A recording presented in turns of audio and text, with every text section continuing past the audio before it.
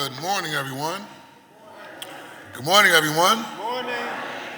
This is the public hearing and public meeting of the Committee of the Whole regarding bills number 260199, 260200, 260201, 260202, 260203, 260204, 260205, 260208, 260209, and resolution number 260227. Ms. Lawhead, will you please take attendance? Councilmember Squilla. Councilmember Gautier. Councilmember Jones. Councilmember Young. Councilmember Driscoll. Councilmember Lozada. Councilmember Bass. Councilmember Phillips. Councilmember O'Neill.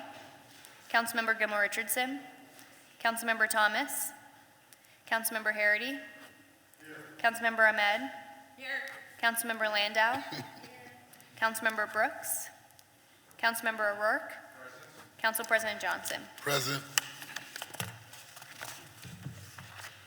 A quorum of this committee is present, and this hearing is officially now called to order. Ms. Lawhead, will you please read the title of the bills and resolution? Bill number 260199, an ordinance adopting the operating budget for fiscal year 2027. Bill number 260200, an ordinance to adopt a fiscal year 2027 capital budget.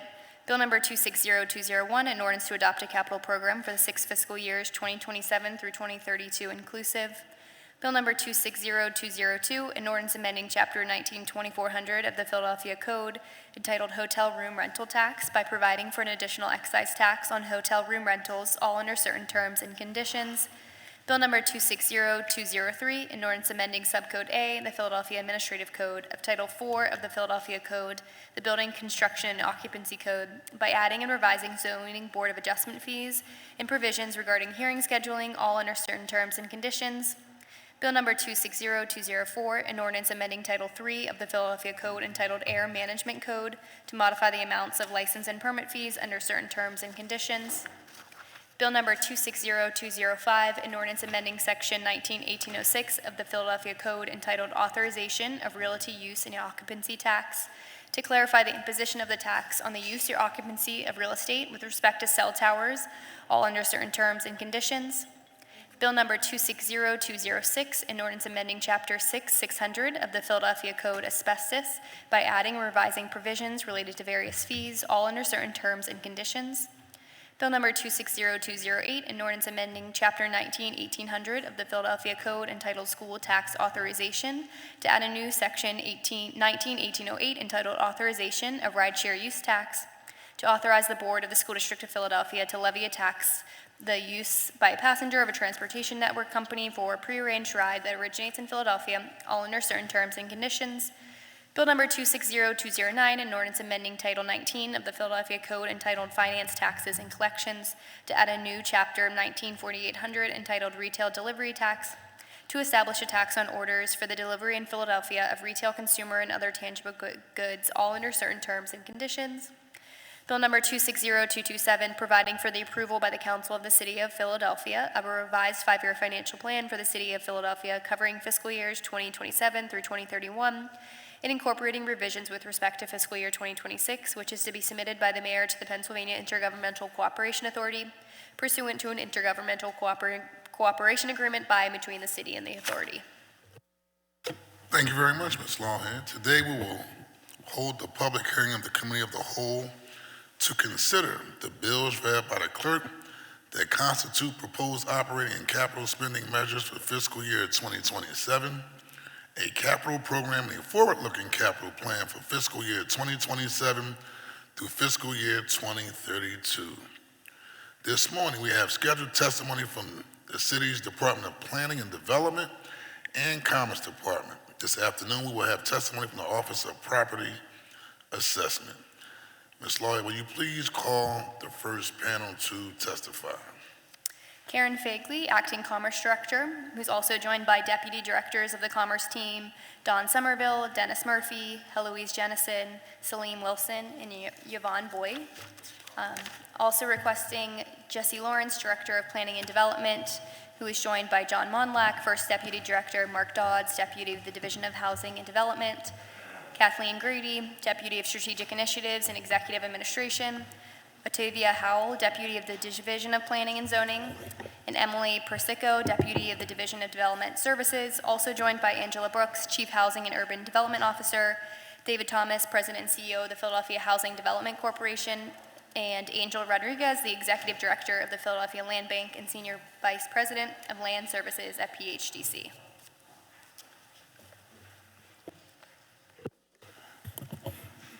Thank you very much, Ms. Lawhead.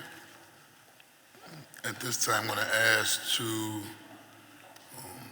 state your name and begin your testimony. I'm going to start off with Ms. Fagley. Good morning, President Johnson and members of council. My name is Karen Fegley. I'm the Acting Commerce Director. I'm here to testify on the Department of Commerce's fiscal year 2027 operating budget. I'm joined today by Commerce Leadership and our buddies at Planning and Development. The Department of Commerce is the economic catalyst for the city of Philadelphia. We create wealth-building opportunities through strategic investments. We pursue ecosystem partnerships to grow quality jobs. We build capacity in communities with historic disinvestment. We make it easier to do business and promote Philadelphia as a premier business destination. In short, Commerce delivers on the mayor's vision of access to economic opportunity for all. A few of our FY26 accomplishments are as follows. In partnership with the Mayor's Office and other agencies, we launched PHL Prime. That's Project Review and Infrastructure Made Easy. The first cohort includes 4 companies making historic investments into Philadelphia. These are DrinkPack, TerraPower Isotopes, Hanwha Philly Shipyard, and Rhodes Industries. PHL Prime signals that Philadelphia is open for business and prepared for serious growth opportunities. But beyond Prime, we help attract, retain, and grow businesses every day. For example, Liberty Coca-Cola is expanding its operations, Legend Biotech established its operations with a new facility, and Stateside Brands, a local company, expanded its operation and relocated its corporate headquarters to Market East. Notably, Commerce implemented the $38.5 million Jumpstart Small Business Initiative this year. This is to support small businesses navigating the changing tax environment. During year 1 of Jumpstart funding, we're proud to expand access to capital for small businesses. For example, the incentive grant for the Philadelphia Business Lending Network increased from $35,000 to a $50,000 cap, and the Catalyst Fund also awards businesses up to $50,000 to grow. Later this year, we're excited to launch a simplified single application for our grant programs.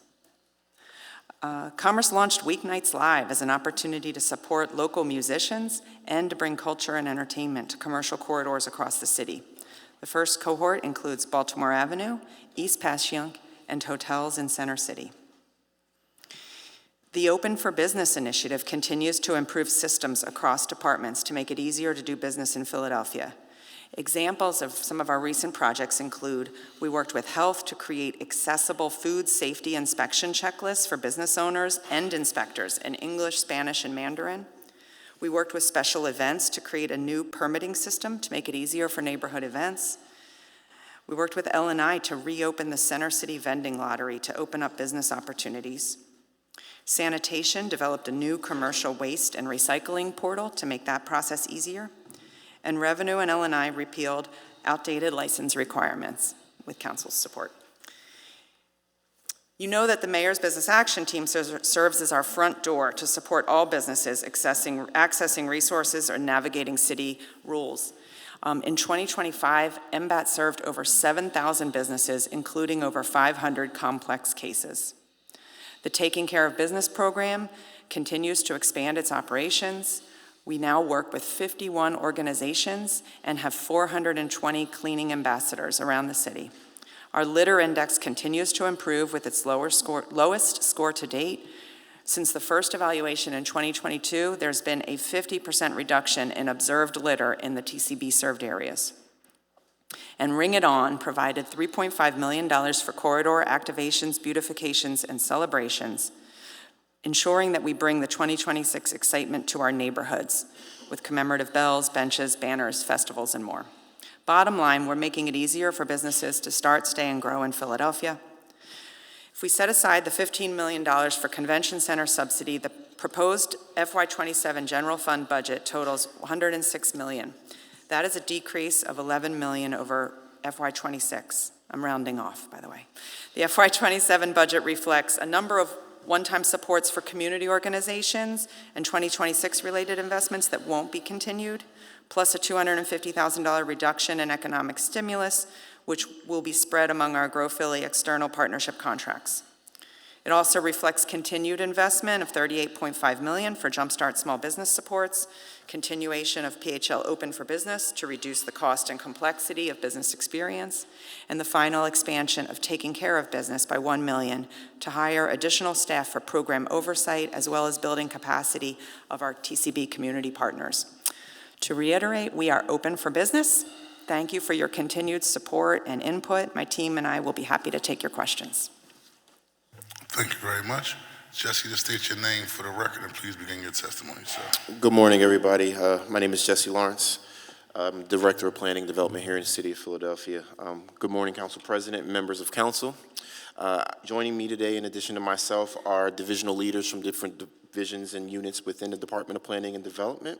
I'm also joined by Angela Brooks, our Chief Housing and Urban Development Officer, David Thomas, the President and CEO of PHDC, and Angel Rodriguez, who is the Executive Director of the Philadelphia Land Bank and also the Senior VP of Land Services at PHDC. I'm pleased to be here today to provide the testimony on behalf of the Department of Planning and Development and its fiscal year 2027 operating budget. When it comes to our mission, DPD, what we're known by is partners. We are partners with communities who promote, plan, preserve, and develop safer, cleaner, greener neighborhoods that offer economic opportunity for all. By aligning these city agencies that are focused on the built environment, DPD fosters vibrant, thriving, and accessible housing in a dynamic public sphere and a resilient economy. Through thoughtful planning, sustainable development, housing production, and preservation, as well as housing stabilization and incentive programs, the department helps build intergenerational wealth and strengthen community well-being. DPD includes the divisions of Executive Administration, Planning and Zoning, Development Services, Housing and Community Development, known as DHCD as well. DPD also collaborates closely with PHDC, the city's full-service community development organization, in order to create neighborhoods that are safe and inclusive for all Philadelphians. In terms of our plans for this upcoming fiscal year, the Department of Planning and Development will work across multiple areas of expertise to implement the mayor's Housing Opportunities Made Easy initiative, known as HOME, and will continue to make strides toward ensuring that Philadelphia is the safest, cleanest, and greenest big city in the nation with the access to economic opportunity for all. This work will be informed by a robust and intentional engagement across stakeholders. Specifically in FY27, DPD will implement the HOME initiative to advance those goals of 30,000 units, new and preserved housing, while leveraging funding from federal, state, and local philanthropic sources. DPD will continue its work to implement the HOME initiative and creation of these target goals for 30,000 units. New programs to launch include facade improvement, curbside appeal, home service clearinghouse and concierge, and the acquisition fund. The city will also work with private lending institutions to establish that One Philly mortgage program that you've heard of, which reduces the mortgage interest rates and eliminates the private mortgage insurance requirements for participants. Existing programs will also be maintained, enhanced, and/or scaled, including but not limited to the production and preservation of affordable rental housing, the adaptive modification program, basic systems repair program, eviction diversion and targeted financial assistance, mortgage assistance, permanent housing for individuals experiencing homelessness, investments in the Philadelphia Accelerator Fund, and also Philly First Home. We're also here to raise awareness this year and increase the reach and utilization of new and expanded housing programs, as mentioned, through the investments in the marketing, specifically, of the HOME initiative. The marketing campaign will initiate and engage the public via earned media, paid advertising across outdoor, transit, broadcast, and digital channels, also along with print and promotional materials, video content, and social media. We will leverage the vacant land to advance the housing and greening priorities via implementation of the recommendations of the Land Bank assessment, which is expected to be finalized by the end of this current fiscal year. With the proposed increased FY27 investment, DPD will work in partnership with the Land Bank to increase its operational capacity and enhance transparency through increased staffing and the addition of new reporting tools, including a new customer relationship management system. That proposed increase in funding will also support additional acquisition, which will be aligned with the vacant land strategy that is under development for acquisition, maintenance, and disposition of properties. We will also complete the due diligence for the modular housing factory effort, which will create family-sustaining jobs within the city and contribute to reduced construction periods for housing. We also plan to engage communities and stakeholders in the planning of the future of Philadelphia. Particularly, the Division of Planning and Zoning will complete two significant planning efforts, including the Market East Revival Initiative and also the Philadelphia 2050 Citywide Vision. Both of these efforts will focus on broad engagement, data-driven insights, and pathways to implementation, which also include the establishment of partnerships and grant opportunities for implementation. We are also committed to boosting residential production and preservation by streamlining the development process, which you've heard through the executive charge of Executive Order number 325 last year. DPD will continue its partnership with PhillyStat 360 to utilize a data-driven approach, shrinking that time tax to incentivize the creation and preservation of safe, healthy, quality housing for buyers and renters at all levels of cost. And finally, DPD will monitor the progress, provide the capacity and expertise where applicable to assist in the coordination of reporting that work. This year's proposed fiscal 2027 general fund budget totals $30 million, just over $30 million, which is an increase of $2.8 million over fiscal year 2026's estimated obligation levels. This increase is primarily due to the increase for the Philadelphia Land Bank, support on the Market Street Revival effort, and also funding for marketing for the home initiative. The Department of Planning and Development also receives allocations from the U.S. Department of Housing and Urban Development, as you know as HUD, including the Community Disaster Block Grant, CDBG, Community Development Block Grant, CDBG, Community Disaster Recovery, Housing Opportunities for Persons with AIDS, otherwise known as HOPWA, HOME, not our home, but the other home, and Home American Rescue Plan. The department will continue to pursue other funding and state funding resources where available and applicable. And quickly, I'll try to summarize the remainder of our testimony, which is going to get into the programmatic-based budgeting sections. More detailed explanations of this section is provided for every program strategy and funding component within the written testimony that was submitted to council. For program number 5, housing development, the proposed general fund amount for FY27 is just over $10 million. That program anchors the city's housing production, preservation, home ownership assistance, and eviction prevention work. It houses many of the major initiatives that we know that live within home, including the core expansion of that initiative, facade improvement, as we heard, the home repair programs such as BSRP, the acquisition fund, Philly's First Home and Turn to Key programming, One Philly Mortgage, and eviction program prevention programs as well. The goals there are to prevent at least 850 foreclosures, repair over 8,000 homes, deliver over 1,200 homeowner assistance programs, grants, and also create over 300 units to preserve even more. The Community Development Program, which is program number 4, FY27 general fund budget is $11 million. That program focuses on the community engagement piece, neighborhood stabilization, and also land management, including the cleaning and greening. In that program, we'll continue to work off the proven model of greening and stabilizing under land care. Curbside appeal will also be uplifted. Special land disposition plan, we have a Fuse Fellow that is redesigning the public land process to improve speed, predictability, and access the affordable and workforce workforce housing developers, land bank enhancements, as mentioned before, and also support for continued efforts in supporting affordable housing within our development, finance, compliance, public art, and capital support registers. Program number 3, development services, the proposed budget there is just over $400,000. And Development Services is responsible for coordinating across the agencies to improve our development processes in the city. Again, referencing Executive Order Number 325, mapping and development processes for housing and reducing those delays. Coordination continues with Philly Stat 360. Our Development Services Committee modernization, adapting some practices from other cities to improve that coordination, and also collaborating with our law department to standardize leasing and compliance procedures with our mixed income housing bonus and overlay programs. And finally, our executive administration. Executive administration provides our core operational and strategic support across the department.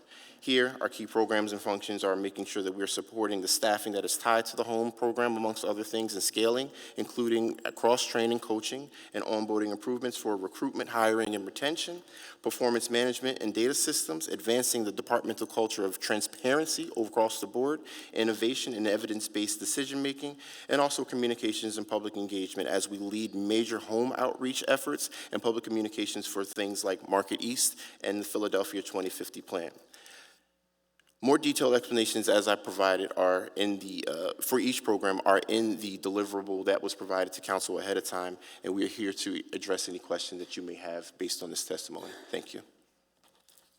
Thank you very much. Appreciate your testimony, and we'll allow questioning of both departments throughout this session.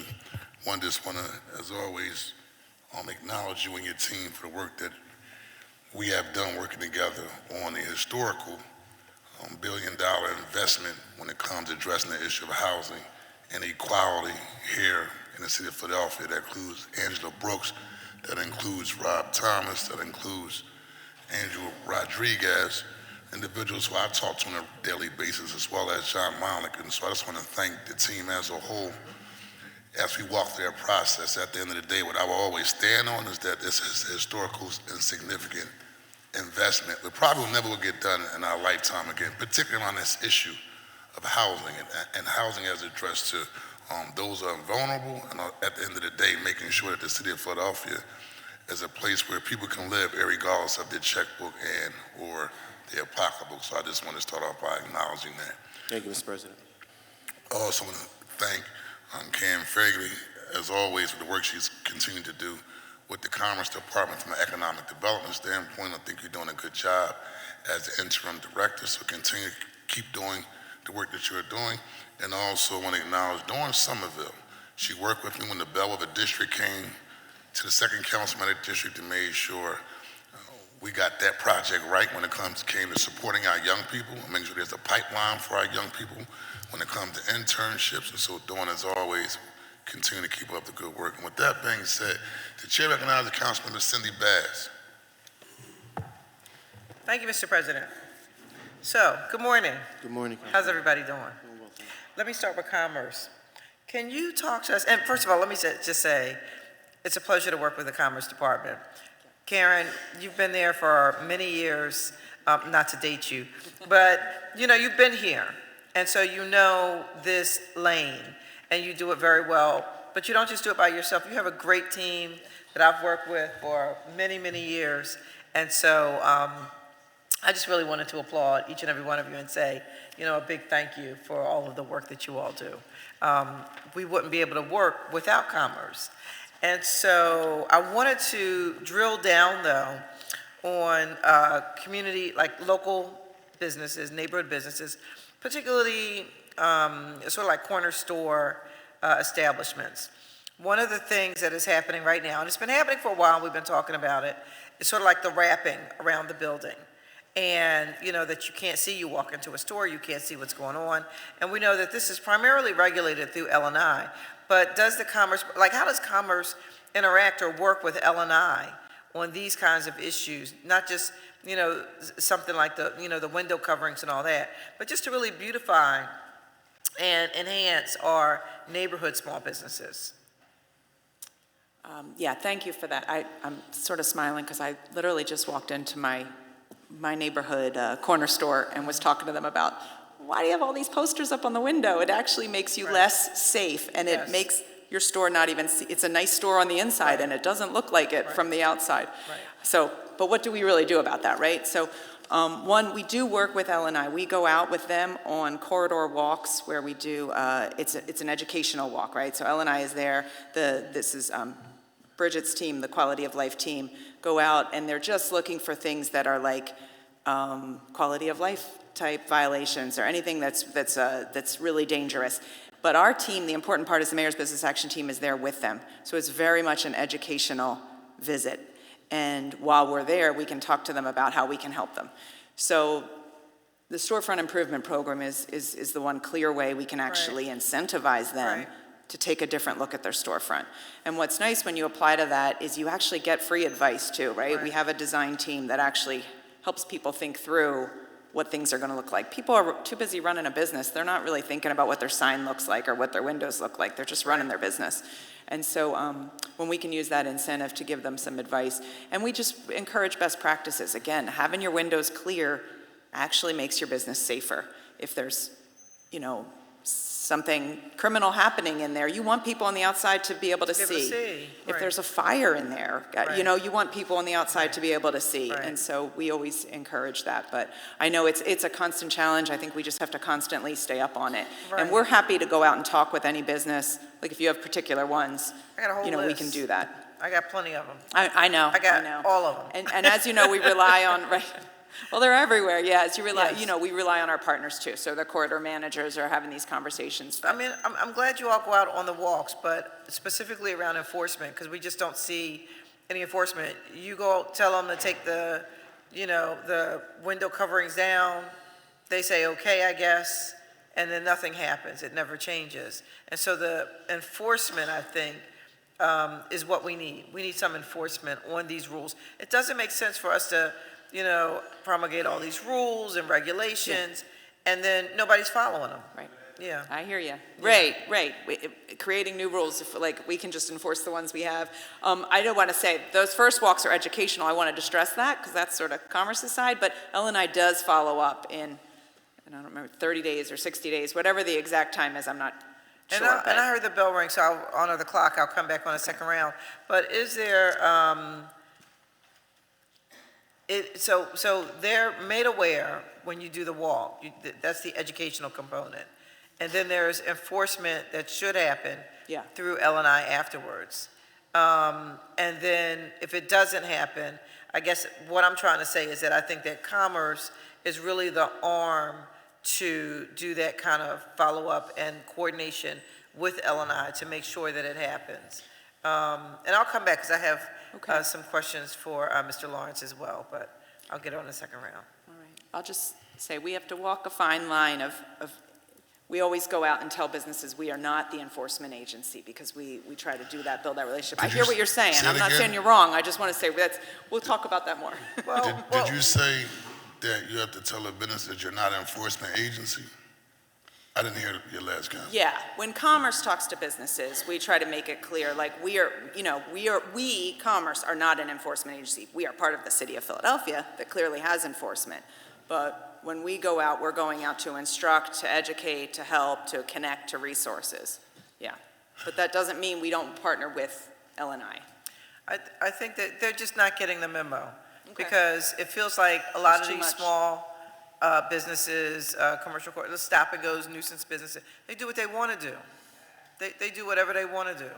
And we have to figure out how do we get in front of it. They don't just do what they want to do. It depends on what neighborhood they're in. Say again? It depends on what neighborhood they're in. Well, you're right. Them to do what they it depends want on what neighborhood you're in. Because if you're in certain neighborhoods, like if you're downtown, oh no, that's not working. Listen, I represent Chestnut Hill. You're not doing that up in Chestnut Hill. So you shouldn't be doing it anywhere else. Absolutely. But, like the level of enforcement that you get in certain neighborhoods, it varies. And I recognize that that's L&I, but I guess what I'm asking is for Commerce to sort of step up and step in, and to feel free to be an enforcer, because these are some of the same businesses that want, help with their facade improvements, the camera programs, all the goodies that the city offers. They want all of that, and they have to be good players too. So, yeah, absolutely. Thank you, Mr. President. Thank you. Thank you, Member Bass. Always on the case around that particular issue. I said Rob Thomas, but I want to clarify for the record, Dave Thomas. We've done 1 million turnkey projects together. Matter of fact, we in Cindy Bass District next, so it's the very dapper Dan Dave Thomas over there. Wanted to make sure I acknowledge him, as well as Nadir Jones, who's working with my DEI task force to transition us into a new arena of how we address local and small businesses to make sure there's equity and they have a seat at the table. With that being said, the chair recognizes Councilmember Jim Harity. Thank you, Council President. Good morning, everybody. Thank you for coming today. I want to ask my questions, that way I can get them on the record for the sake of time, trying to stay on time. Planning and development, how many units of housing are projected for 2027? What type of units will they be? And then for commerce, how has the transition to the removal of the BERT exemption gone thus far? Have we run into any issues with businesses not being aware of the changes and fighting them? How many new businesses have started in Philadelphia this past year and how many have left? And finally, what is the Commerce Department's opinion on the new taxes the administration proposed for FY27's budget? Thank you. Did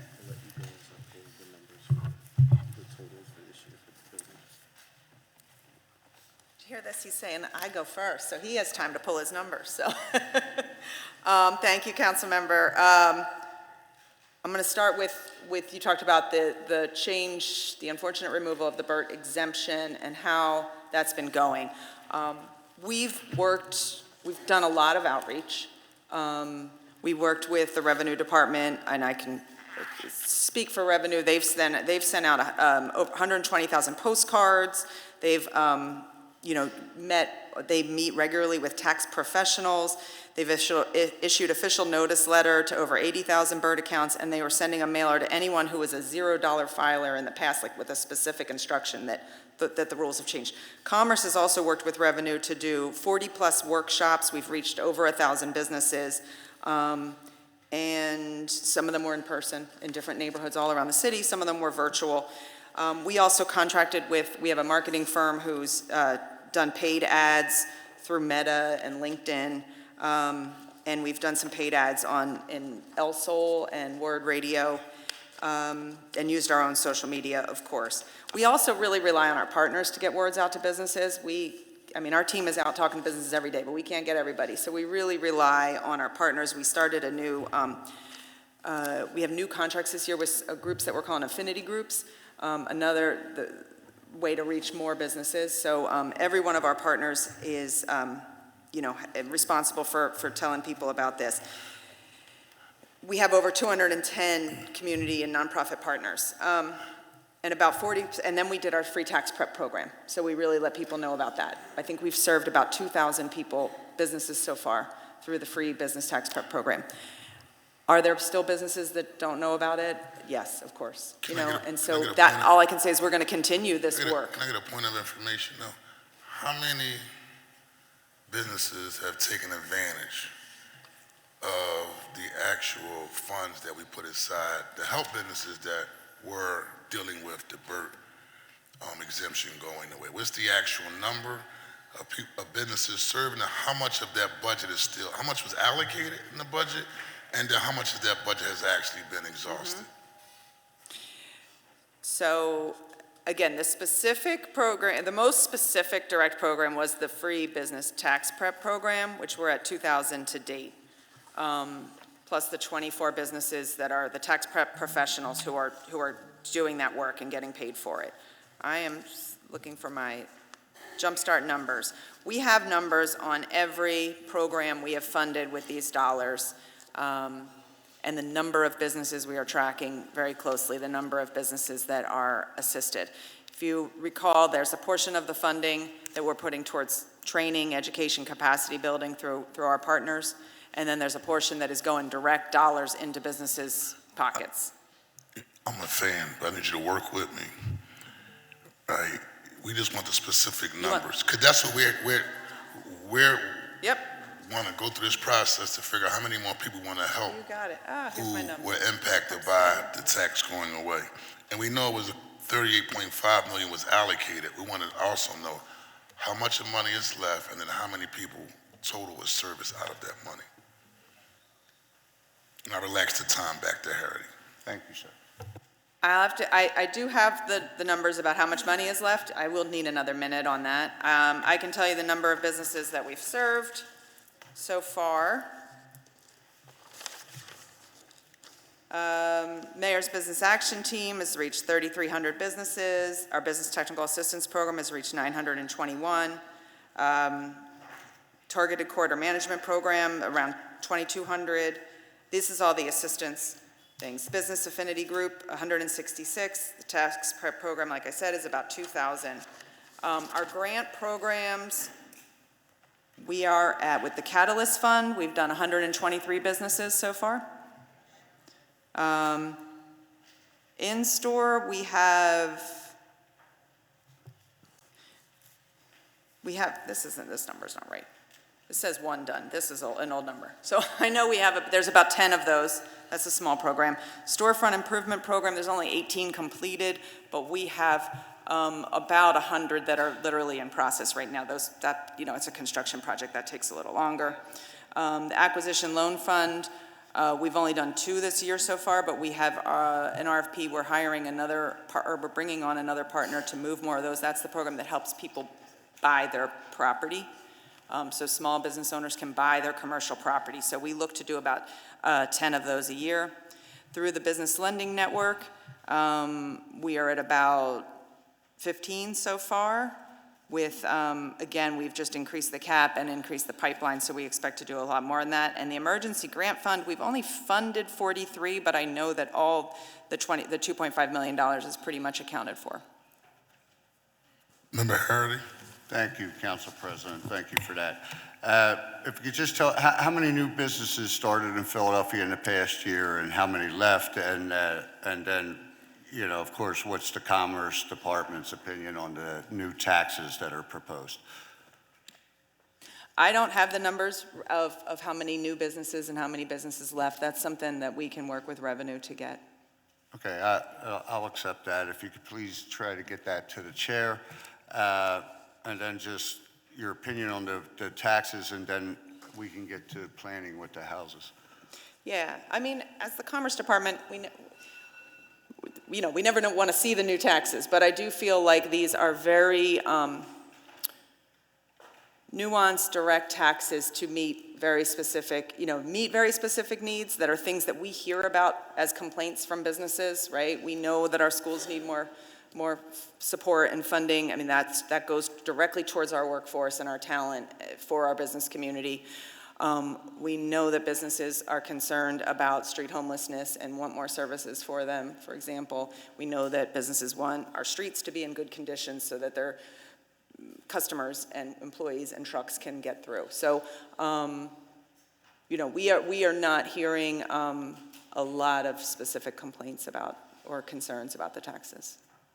All right, so is your feeling that it's sustainable?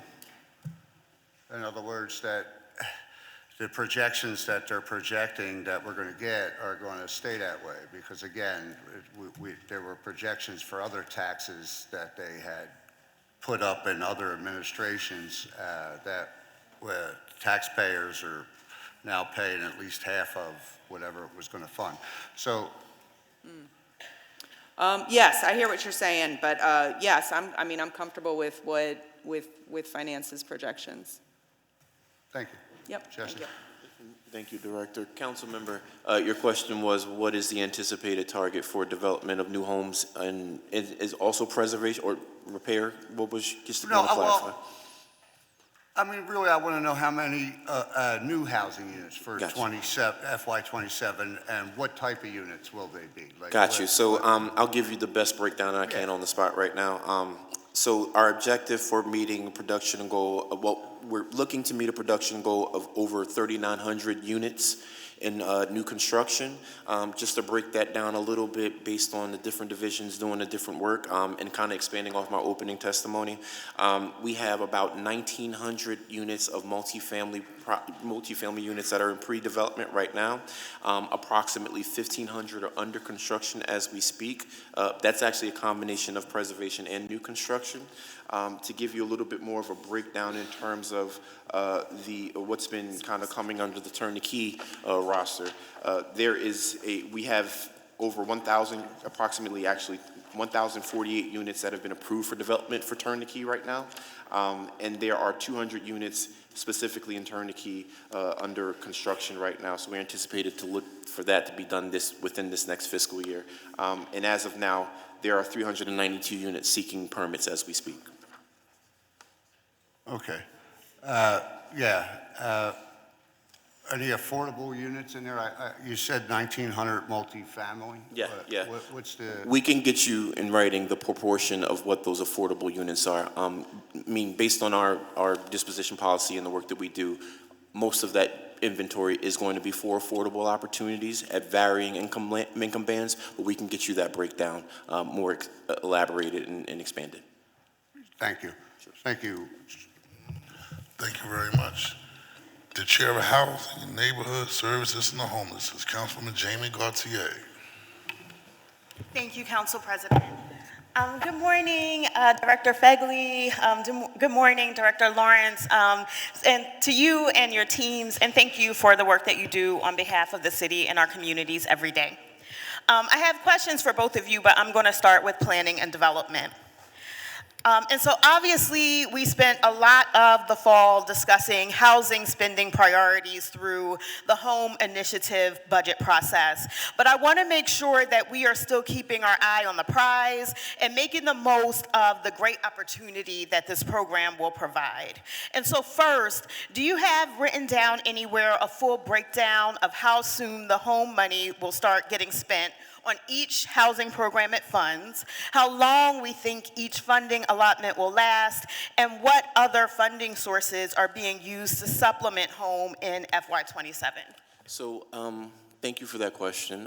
As you know, we literally just got the money not too long ago, and we are waiting to spend that money out as we speak. As you know, our home program is it secured the bond funding, but it also is in combination with other forms of funding that we have access to, such as CDBG, Housing Trust Fund, so on and so forth.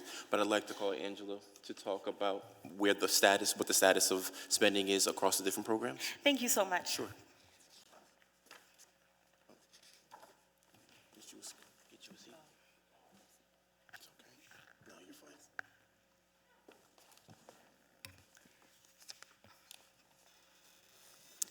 Good morning, Angela Brooks, Chief Housing and Urban Development Officer at the Mayor's Office. Thank you for the question, Councilmember Gautier. As Jesse mentioned, we did just receive funds. We anticipate we will start seeing some of the first requisitions any day now. I'm sure Dave Thomas is sending his staff, it will be sending over BSRP and adaptive mod requisitions over momentarily, but he's here right now. I think your question was, do we have it in writing? I don't at this moment. We can certainly follow that up and get that to you. We do have projections on what we think that spend down will be. There is, I'm not sure if it's been transmitted already. There will be a bill coming, a resolution coming to make the fiscal year of the year one home bond align. So it will go from April 1st of 2026 through June 30th of 2027. Okay. So here I'm following the bond years will go with the city fiscal year. So that's coming, so. Thank you. If you could get that information to us in the next week or so, we would appreciate it. And I'm asking this because it gets to how we're operationalizing this historic investment and an initiative that we're all very proud of. We knew even in the fall that many programs were not going to be fully funded through home. And so I think we need to make sure that we aren't knowingly leaving any initiatives with less than well, I was going to say 12 months, but this is starting in April, so it's a little more than 12 months worth of support. So one example is the $1.8 million for PHL Housing Plus, which is an incredibly effective and important program. That was never meant to get PHL Housing Plus all the way through FY27. So that means that if we want to keep this program going through to the next fiscal year, it's going to need to be supplemented. And we're taking a big risk if we don't plan for that eventuality right now in the budget process. Another is the tenant-based shallow rent program. The city committed about $6.2 million to this program, $3.5 million of that coming through home. But there haven't been any new opportunities for more LIHTC building owners to apply to participate in this program yet. So, it's also an incredibly effective and important program, and we don't want that money to sit. Other programs like the home repair programs, TFA, housing counseling, and many others were getting supplemented with funding sources such as CDBG and the Housing Trust Fund. And so I think we want to make sure that we as council understand the full spending picture and operational plan for each of these critical programs as we go through and deliberate and at the end of this process, approve this budget. Council President, we'd like to take the opportunity to follow up on that. As you remember and recall this body, there was extensive conversation and dialogue about what the cash flow of proposed programs would be, right? So we certainly are okay with helping have that conversation, continuing to have that conversation, to be able to dive deeper into what that cash flow looks like as a result of just receiving that money. But I'd like to also call up Director Mark Dodds, who can speak a little bit more about exactly what we're doing as we speak, anticipating everything you just described. Thank you so much. Good morning. Good morning. Mark Dawes, Deputy Director, DHCD. I just wanted to touch on two of the programs you referenced. PHL Housing Plus, you're right, there's not enough funding to fully fund the program all the way through FY27. We're looking at different scenarios, working with PHDC to crunch the numbers and thinking about ways in which potentially the Housing Trust Fund might be able to help supplement that program. In the past, funding for this program seems to be in jeopardy nearly every year. Yeah. In the past, we've also looked at different transition plans to make sure that participants, if there is a need to exit, will be able to do so as smoothly and gracefully as possible. Also around the shallow rent, the property-based program that did receive a sizable increase under the home bond. I believe working with our partners at PHDC that they anticipate releasing another RFP as soon as this spring, hopefully to increase the number of participants, obviously. Thank you so much. I look forward to receiving that detailed information, hopefully in the next week, but certainly in time for us to make these budget decisions on our critical housing programs. Do I have chair privilege, or is that it? Do I have privilege to ask more questions? A brief one. Okay. I wanted to spend a little bit of time talking about housing production and preservation. These are some of the highest dollar amounts in our housing budget, and also the areas where we have the best opportunity to be creative and respond to changes in the market. You all know that I am championing a very specific opportunity. Ask the question.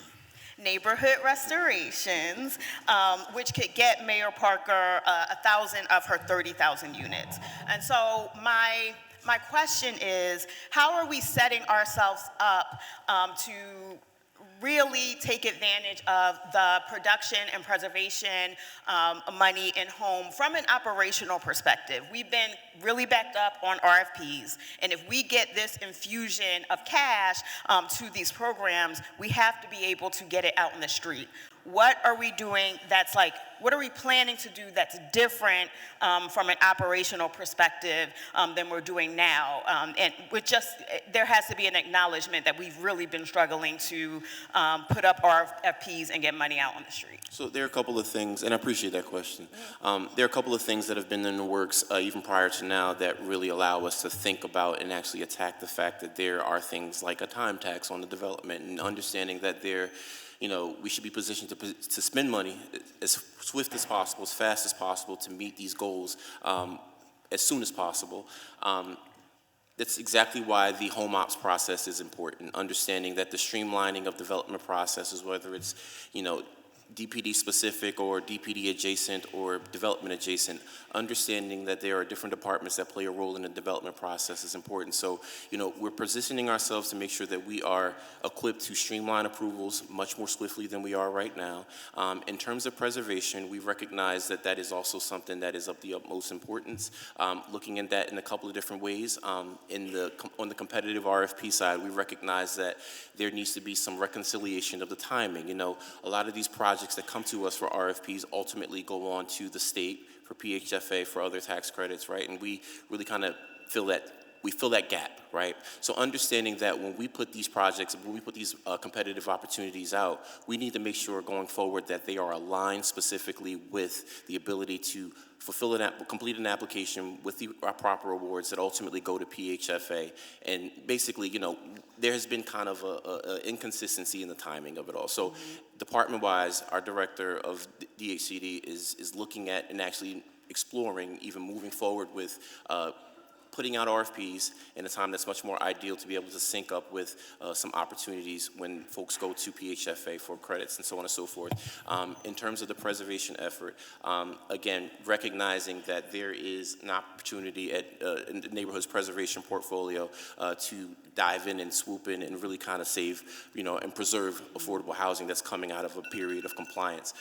But, again, I stressed this before, recognizing that needs to be a comprehensive strategy citywide is very important to us. And even, throughout the home process, one of the big takeaways was understanding that if folks are all coming to different different funders that would be willing to participate in this with different strategies, all from the same administration, it's a little hard for them to kind of commit to something that seems to be fragmented on the delivery on the pitch. So I think that this, not a portfolio-specific approach, but a comprehensive kind of approach that looks like, something that's a structure that can be applied across the board is what we're aiming for. So, we look forward to continuing those conversations about that portfolio, but then also bringing it into the larger conversation that we're having with different implementation partners that are also looking at the same exact thing and how to bring it together under one strategy. When will the operational plan be completed, and when can you get that to council? I can't give you a date at this moment because conversations are still in play, but we would like to deliver that as soon as possible, because please understand that we are absolutely committed to figuring out some sort of strategy that allows us to move forward sooner than later. This is not something we want to delay at all. Thank you. Thank you, Council President. Thank you. Chair recognizes the Councilmember Dr. Anthony Phillips, Councilmember Rue Landau, and Councilmember Nicholas O'Rourke. Thank you, Council President. So the Home Initiative is rolling out as a major investment in housing, and to me, it's really important that we are really strong with effectively and efficiently rolling out this plan. It's incredible and it's important, but responsive government is major and essential. Will the department provide a clear public-facing one-pager explaining how wait lists, priorities, and timelines will work under home? We can get you something in writing that specifies what our strategy around that is. That would be incredible. And what is the expected timeline for residents who have already been waiting for services? So I'm going to defer to David Thomas, who is managing, obviously, PHTC's roster of applications for BSRP and other home repair programs.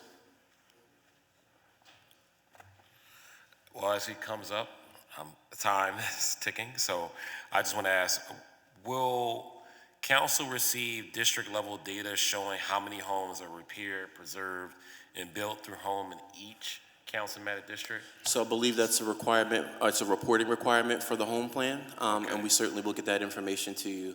And David Thomas can talk a little bit about what the shift in strategy has been for waitlist to date. Yeah, and just a reminder, David, I just want you to explain how you're going to make sure residents clearly understand what programs are available to apply to and what to expect in terms of the timelines, and then are you going to provide a one-pager explaining how waitlist priorities and timelines? So- No, it was what is expected for the residents who are already waiting for services. Sorry about that. That's the one. That's the one. David Thomas, President and CEO for PHDC. I'm not The clear question on is, your what is the question. expected timeline for residents who have already been waiting for services? That was For anybody that applies for services related to BSRP, my wait list is anywhere from 6 to 9 months, depending upon the type of services that you're seeking.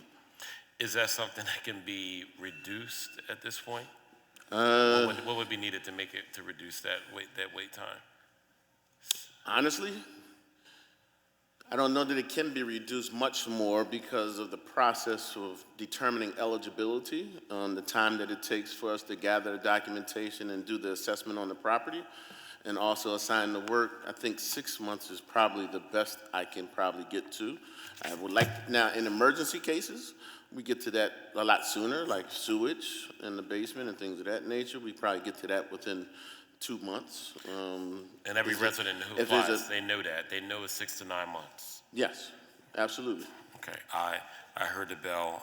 I have other questions, but I'll save it for the second round. But just, I just want you to, you did say, just on the record, that we're gonna get a one-pager where we can get a clear outline on the timeline for application start time to finish, when it comes to when someone applies, the timeline on, execution of the home projects, and also how it works with the programs. You can do a one-pager just explaining all the programs people are eligible for, as well as giving them a service level agreement on timelines of when they should receive the service. Is that something you can do, you said?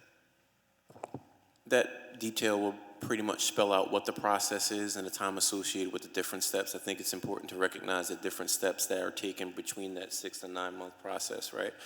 We can certainly elaborate on review times, the times it takes to procure contractors, so on and so forth, the times it takes to schedule visits, initial inspections, back-end inspections, but I think that we can provide an itemized timeline of what those different steps spell out over a 6 month period. Thank you, that would be really helpful. I look forward to that, and I'll save the rest of my questions for the next round. Thank you, Dr. Phillips. Councilman Ruland Dow.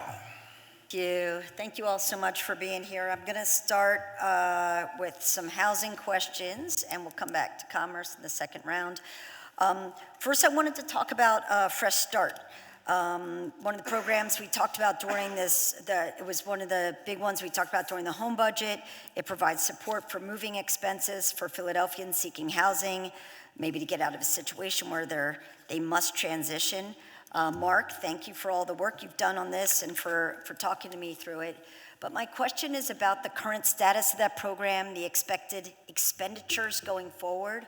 What was ultimately spent on Fresh Start programs in FY 26, what's budgeted for 27, and how much will come from home program funds and how much from other sources? We have that information. I think we can give you a high-level initial answer, and we'll talk about what we can break down in writing for you to follow up. Sure.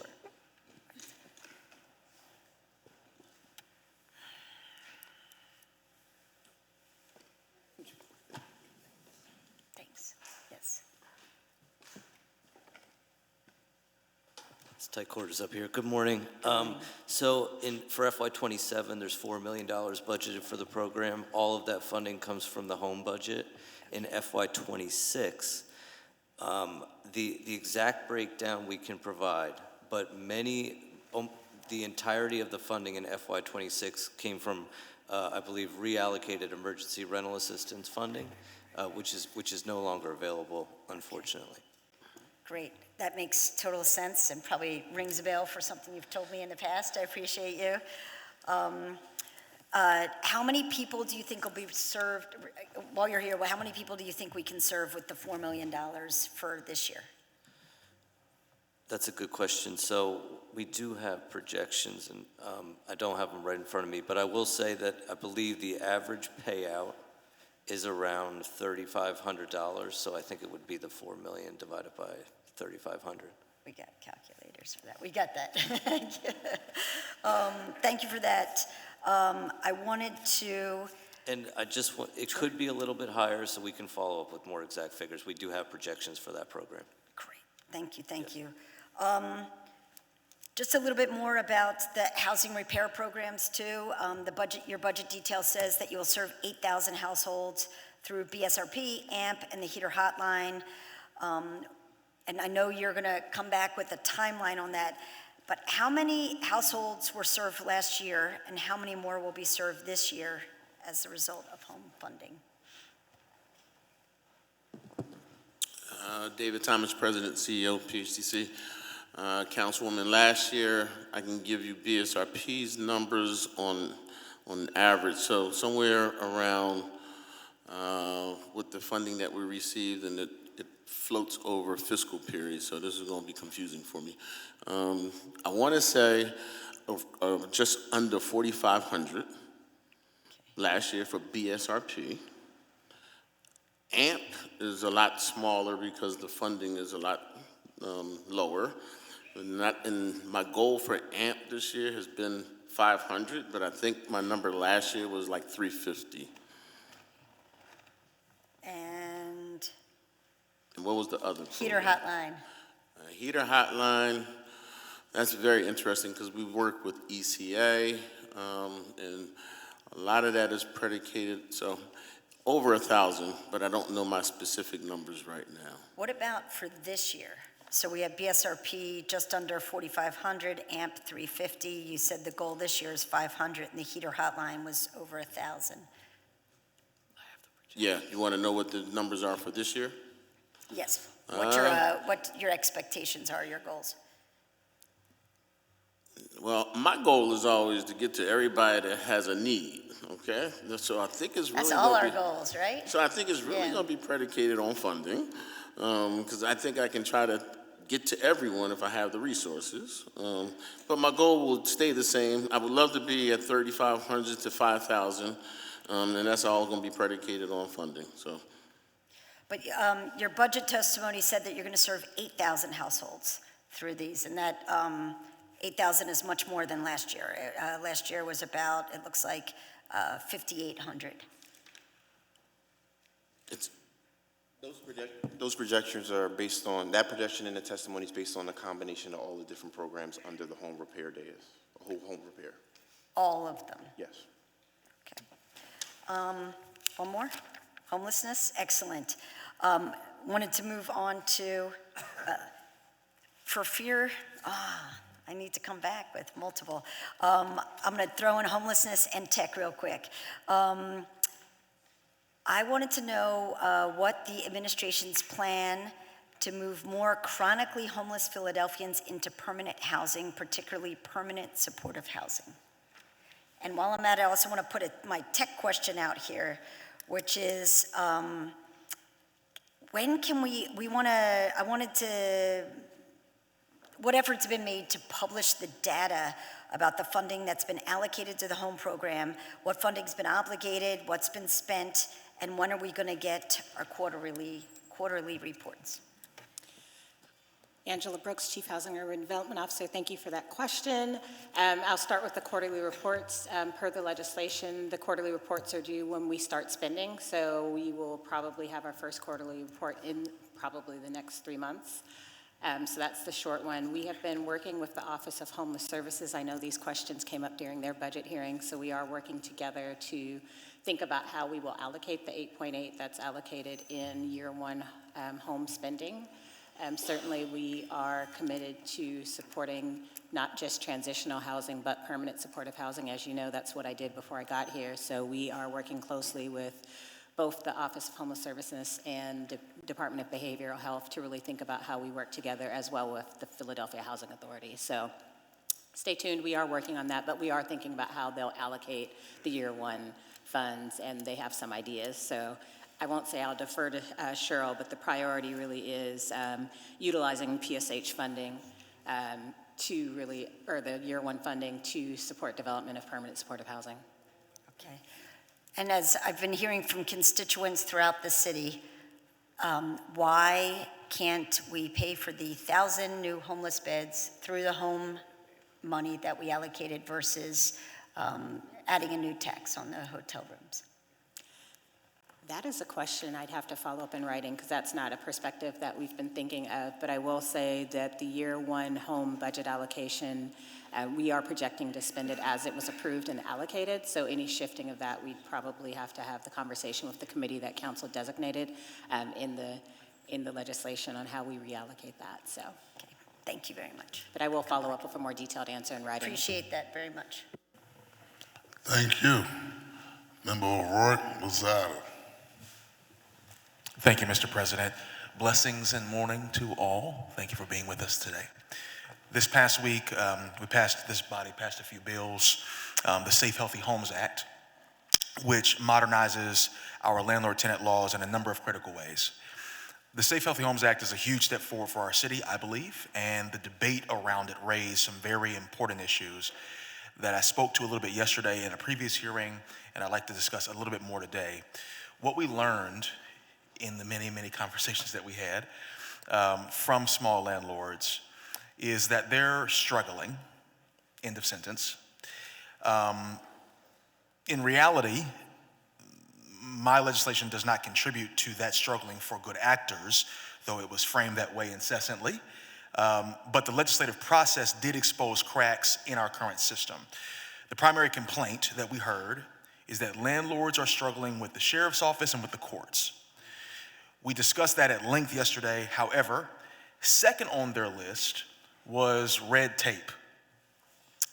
I am not an expert on all the steps needed to complete a repair, a new development, all the in-betweens on that. So I want to ask you, what are we doing to make it easier for responsible, equitable, and affordable development and preservation to move more quickly in Philadelphia? And it should be as easy as possible, I think, for reasonable and responsible developers to build and to preserve truly affordable housing in this city. I want to start there. Was that the bill?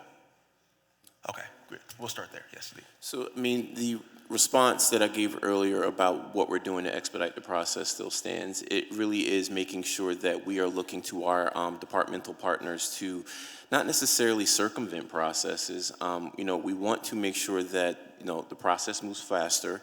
I know L&I is pivoting in a way to be able to streamline their process a little bit faster already. We're doing the same thing at PHTC as we speak as far as virtual inspections, so on and so forth, to move that wait list process on a little bit faster. But it's a matter of making sure that we look within our processes to move it faster. We can commit the funds, we can talk about securing that money, but we also have to look into our home ops process. So, the answer lies within that process and looking at not just our ability to approve projects faster on the DHCD and planning and development side. Same thing goes with that answer earlier about being able to pivot and issue these funding opportunities much more swiftly, not one time a year, 2 times a year, whatever the case may be, right? But then also making sure that aligns with the other parts that are ultimately going in the capital stack. So I think it's making sure that we're aligning with the timelines to make sure that development is responding to the open opportunities for funding, but it's also, doing things like not just our L&I, but also our ZBA, right? That the process of getting projects approved with variances, we're minimizing the intake process timeline, making sure that folks are getting applicants, are getting some sort of response from our ZBA within the week of business days. But that's where it lies. I mean, just kind of minimizing the barriers historically that have elongated the process going forward. Another lesson that we learned is that there's a very broad concern among landlords, among tenants, community members, members of this body, with outside corporate investors purchasing an increasing share of our single-family homes and naturally occurring affordable housing, NOAA, that folks have been on my neck about. What steps is the administration planning to take to resist this particular trend, preserving affordable housing opportunities and local control of property? Well, I'm sorry, I missed the part about the no. Can you just repeat the back end of that question, please? What steps is the administration planning to take to resist this particular trend of these particular? Can you recapture the trend for me, please? I'm sorry, I missed that. About these particular developers coming in and buying up a lot of the single-family homes, like big swaths of it or what have you. That is a trend. It's a thing that's often repeated when folks said that what we were doing was somehow choking out the naturally occurring affordable housing, and that it's going to displace all these folks, and you're going to have all these corporate folks coming and buying up. Yeah. So that is a thing, that's a refrain we consistently heard throughout the entirety of the process. And we did what we could to kind of mitigate those particular concerns. But I do want to ask, from a strategic standpoint, from the administration, if we're aware of this being a trend, what is the administration particularly doing to resist that particular trend? Thank you for making that clarification. We certainly are aware of it, and in a number of different ways that we're, actively responding to it.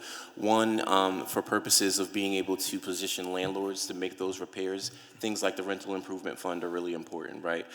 Being able to rely on a resource that is the alternative to just simply selling to somebody that's a predatory buyer, right? But at the same time, it's not just about the landlords, the small landlords, it's about the actual home buyers too, homeowners too, right? So understanding that Tangle Title is increasingly important so that people who have the title to their home but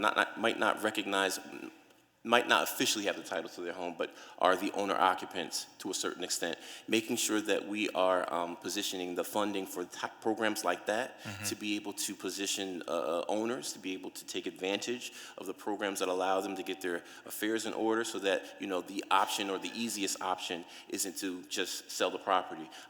The home repair programs are also important to that as well, right? Making sure that people have the access to the grants and the loans, whether it's basic systems repair or even restore, repair, renew, which is something that's a low interest loan, but you have a little bit more control about what you do there, right? And you're moving, you have options at this point. But that kind of array of options is meant to be able to respond to predatory buying, whereas it's keeping people hopefully in their neighborhoods that they've lived in, owned, a home for the last 40, 30, whatever the case may be.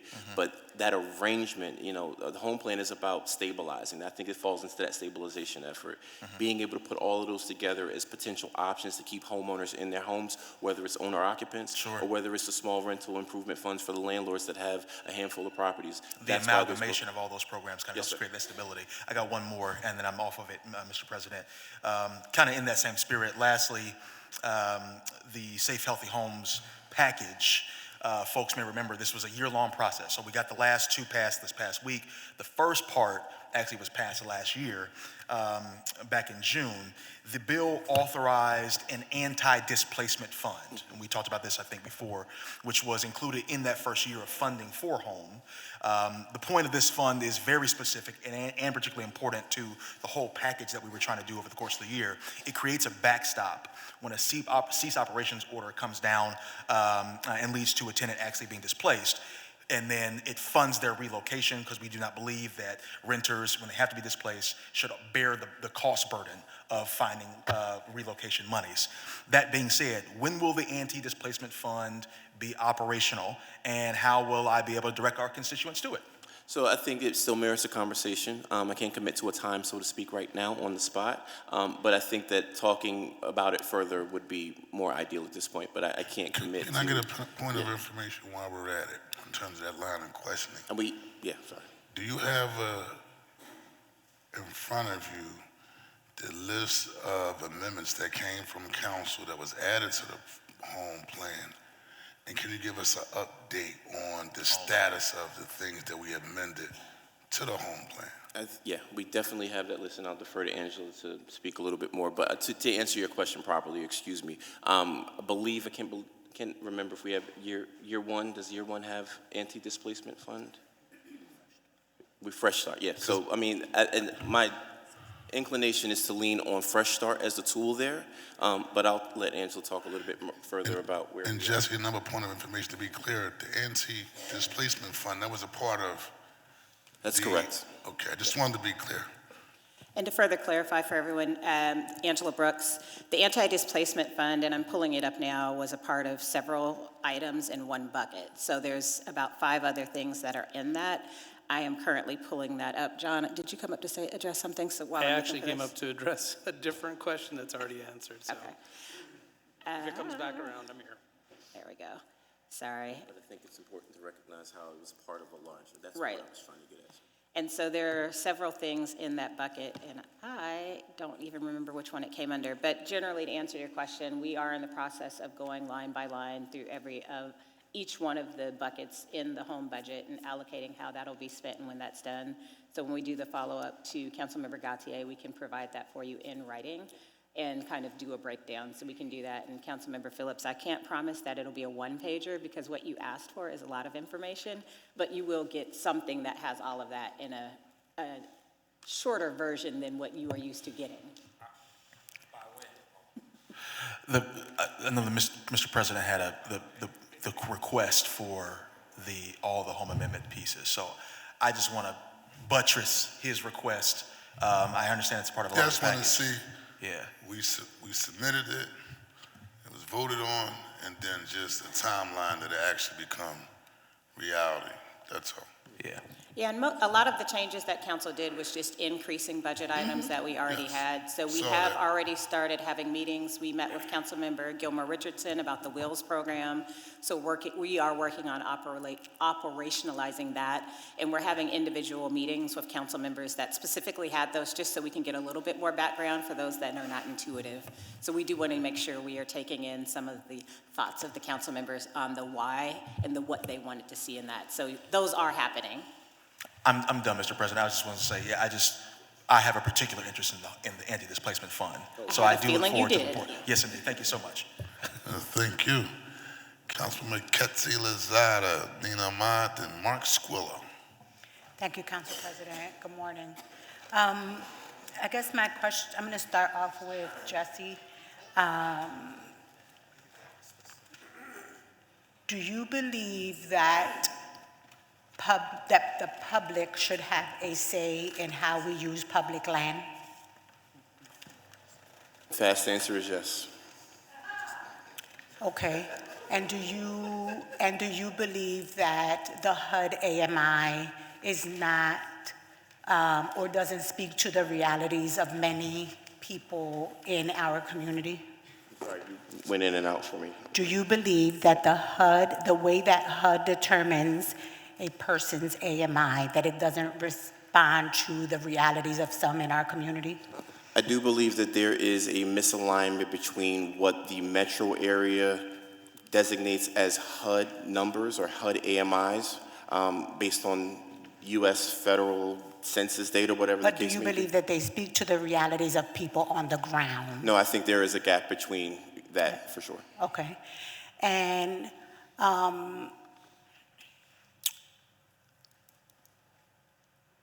do you understand or do you believe that as a government we should protect and respond to preventing gentrification in certain neighborhoods? I do believe that, which is why I think the public conversation is in fact important, to your point earlier. Okay. And so if you believe that, why do districts like mine continue to receive projects that don't respect community input, don't speak to the realities of our community's AMI, and will further gentrify neighborhoods and displace people?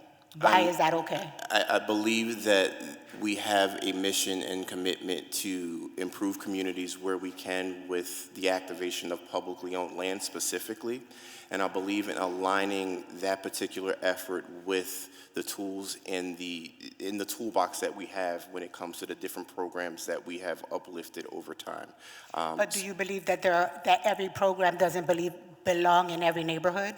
I do think that you can't unilaterally apply programs across the city. And I do think that on a case-by-case basis, you do have to make some determinations about what's appropriate and what is in fact not appropriate. So why do you all continue to ignore, if you believe that, why do you all continue to ignore neighborhoods like mine that tell you that certain parts of your home initiative do not work in neighborhoods that have been quickly gentrified and have vastly displaced people that cannot afford programs like Turn the Key? I wouldn't say that we have ignored that, because if we ignored that, we would have development within the 7th District that responds to Turn the Key, and we haven't seen that yet. You haven't received that yet, you said? We haven't seen Turn the Key development take off in your particular district. If we're talking about your neighborhood and your district, I won't co-sign the fact that we're pushing people out because we haven't developed home ownership opportunities through Turn the Key in the 7th District just yet. And why do you believe that we have not responded or have allowed for Turn the Key projects to take place in the 7th? I do know that your constituency, specifically your representation in your constituency, has very specific thoughts about how to develop and what to develop and what the cost to develop is too. So, I mean, that's why we're in active conversations with the collective in your district to talk about what exactly the resources would be needed for them to take the lead to develop their communities. We are not here to gentrify. We are here to reactivate land based on the tools we have in our toolbox of housing programming and whether And it's you home don't think ownership or that rental. you haven't seen Turn the Key projects in my neighborhood because developers have not been respectful enough to come and appropriately respond to the needs of that neighborhood? Would you say that? I would say that I know that developers have met with your constituency to talk about what they would like to do in your district. And you think that they have responded to the needs of that community through the program or the projects that they have offered my community? Is that what you're saying? I think that it is responding to different elements of your community. Again, we are talking about a very large geography that has many, many different blocks and many, many different specifics that pertain to a case-by-case basis. I respectfully push back on us unilaterally trying to develop the same type of housing throughout your entire district. I would respectfully push back on you saying that you allow for my community to have a say in what they want to see in their neighborhood. Because every project that has come into the neighborhood, my community has been willing to sit down with the project person, and they have not been able to deliver what they need in their community. If there are reports that say that residents in my community make under $35,000 and you have a project that starts at a minimum of $45,000, then obviously you're not responding to the need of my community. And when you have developers or you send developers our way that feel that it is okay to lie to my community and come back 4 times without making a change in their proposal, it is a problem. And the public should be able to determine what they want to see in their neighborhood. And so I'm trying to figure out, how do we come to a place that is fiscally responsible, respond to the needs of the community, and does not displace people that have generationally called neighborhoods home? So to your point earlier, you asked if there was a connection between the census data that specifies what the HUD AMI is for the area, based on numbers that come from Washington versus what your average Philadelphian is. And if we point to Turn the Key and the work that it has done, it has served households at or below around 60% of AMI, which is where your average Philadelphian comes in. Even to dive down a little bit more deeper, at least 150 of the Turn the Key homes have been sold to those between 31% of AMI and 50% of AMI. So again, I think that it is unfair to generalize that we aren't taking consideration about where Turn the Key opportunities are coming, because those are all RFPs. Those are all very specific locations in which there have been conversations with council about where those RFPs are coming out. So we can't even get to the point of having a conversation about RFPs because you all don't respect neighborhood. You don't respect what the public wants to see and how we use public land. You all have to be willing to come to the table and have an honest conversation. So and again, that's not what has happened with your, I'm going to say, department, division. It's not what has happened, right? The community consistently says, this is what we're looking for. This is what we need in order for us to stay in our neighborhoods. And you all continue to push back on it. You all continue to send people to meet with them that don't want to negotiate.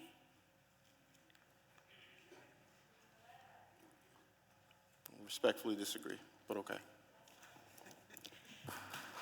Then we're going to continue to be here because at the end of the day, I was sent here to protect my community. And I was sent here to not allow, we have a responsibility not to allow people to be displaced in their neighborhoods. Completely We have a understand. responsibility to keep people in their homes. We have a responsibility to make sure that people are not house broke. Yep. We have a responsibility, Jesse.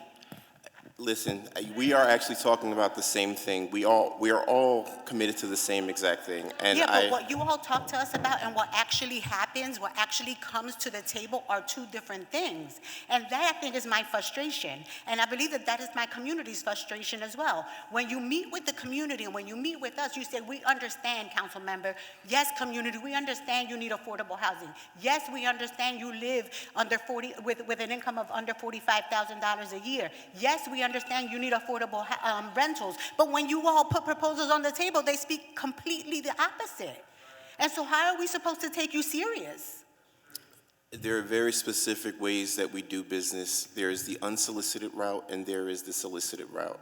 The solicited route is the RFP process. The unsolicited route is just not RFP process. So again, we will continue to work with you about that unsolicited process, and both the RFP and non-solicited process. But again, contrary to what you're providing here, I do want to just express that we have a nearly $1 billion home plan that is committed to providing housing for folks of all different income bands in all different neighborhoods.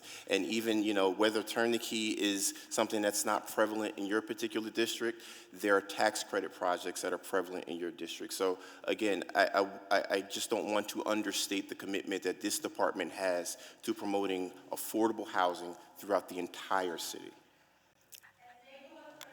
I would appreciate it if you were to show, I'm willing to continue to work together, right? I'm willing to continue to work together. Councilmember. But it has to be in a way that protects neighborhoods like So mine. here's what I would I like have to more do. than one neighborhood that is being gentrified, and that's not going to here's what I would continue like- to happen in my neighborhood. Here's what I would like to do, and Jesse, I know you have to work with the council member. And when this plan was brought to us, for us to be supportive of us, to us to give up our quote-unquote councilman prerogative, right? It was made a commitment up front that we will work lockstep together with the district council person, right? Not pushing stuff in front of the land bank, gathering up support in opposition to the member, because that's contrary to working with the member in good faith. That's just my personal opinion from being here, right? And I've always seen that even happen depending on where you're from and who you are. Just being quite frank, I think she's just saying it was asked of us to give up our rights over certain land. I'm not even gonna say our rights, but our ability to hold off on the disposition of land to work in partnership with the administration. And that's a good faith thing, because we could have went the other way and just said, no, under no circumstances shall we not give up their right to dispose of land. And but I know for a fact with Member Lozada's just saying through this process, she's looking for a level of good faith in trying to figure out a home that we may do for turn the key at this AMI may not be best for her immediate community. And I've been around Philadelphia long enough to know certain neighborhoods probably won't even have the conversation. Yeah. So she's saying, don't treat me no different than we are in Bella Vista, than we are in the Northeast, or we in Rittenhouse Square. Afford me that same level of respect. And there may be agreements or disagreements, but the reality is that bill's not going anywhere. So that doesn't get anything accomplished. And then the response is say, well, we're just doing what we're supposed to do. No.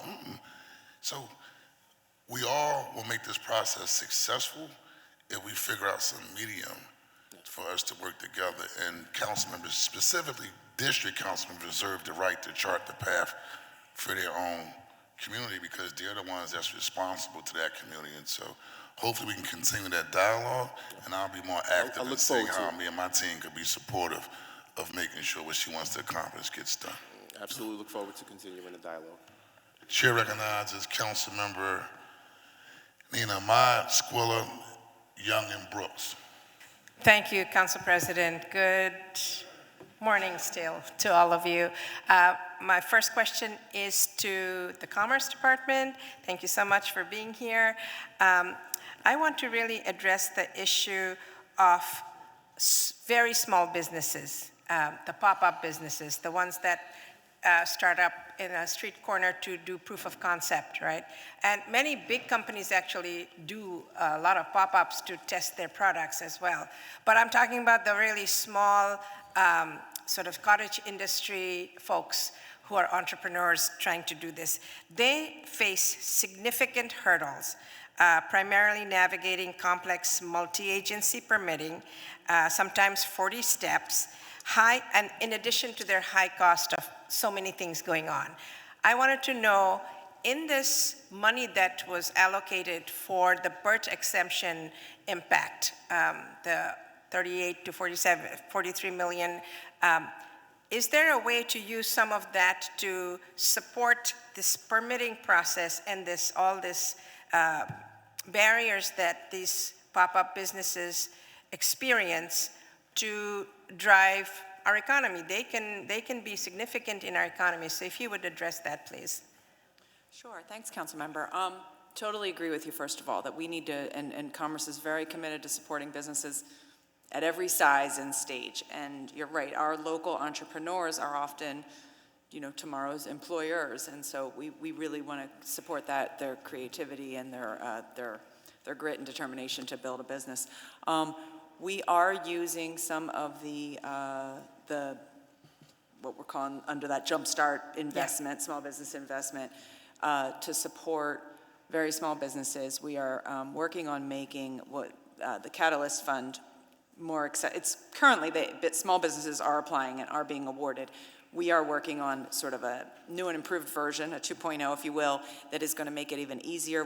Some of the feedback we got was that the application asks the same of a bigger business and a small business, and it's like we need to make it a little easier and streamlined for the smaller businesses, and so we are working on that, and you'll see that this summer. We also are in the process right now of doing a round of grants towards vending markets so that the markets can support their vendors, understanding that vending is one of those low barrier to entry type of businesses, and we want to support entrepreneurs that want to do that. And we are also looking to hire one of our next hires in Commerce is going to be somebody really focused on vending markets and vendors. Also, our Open for Business initiative has tackled a few of the challenges around licenses and permits that are required to sort of streamline that process.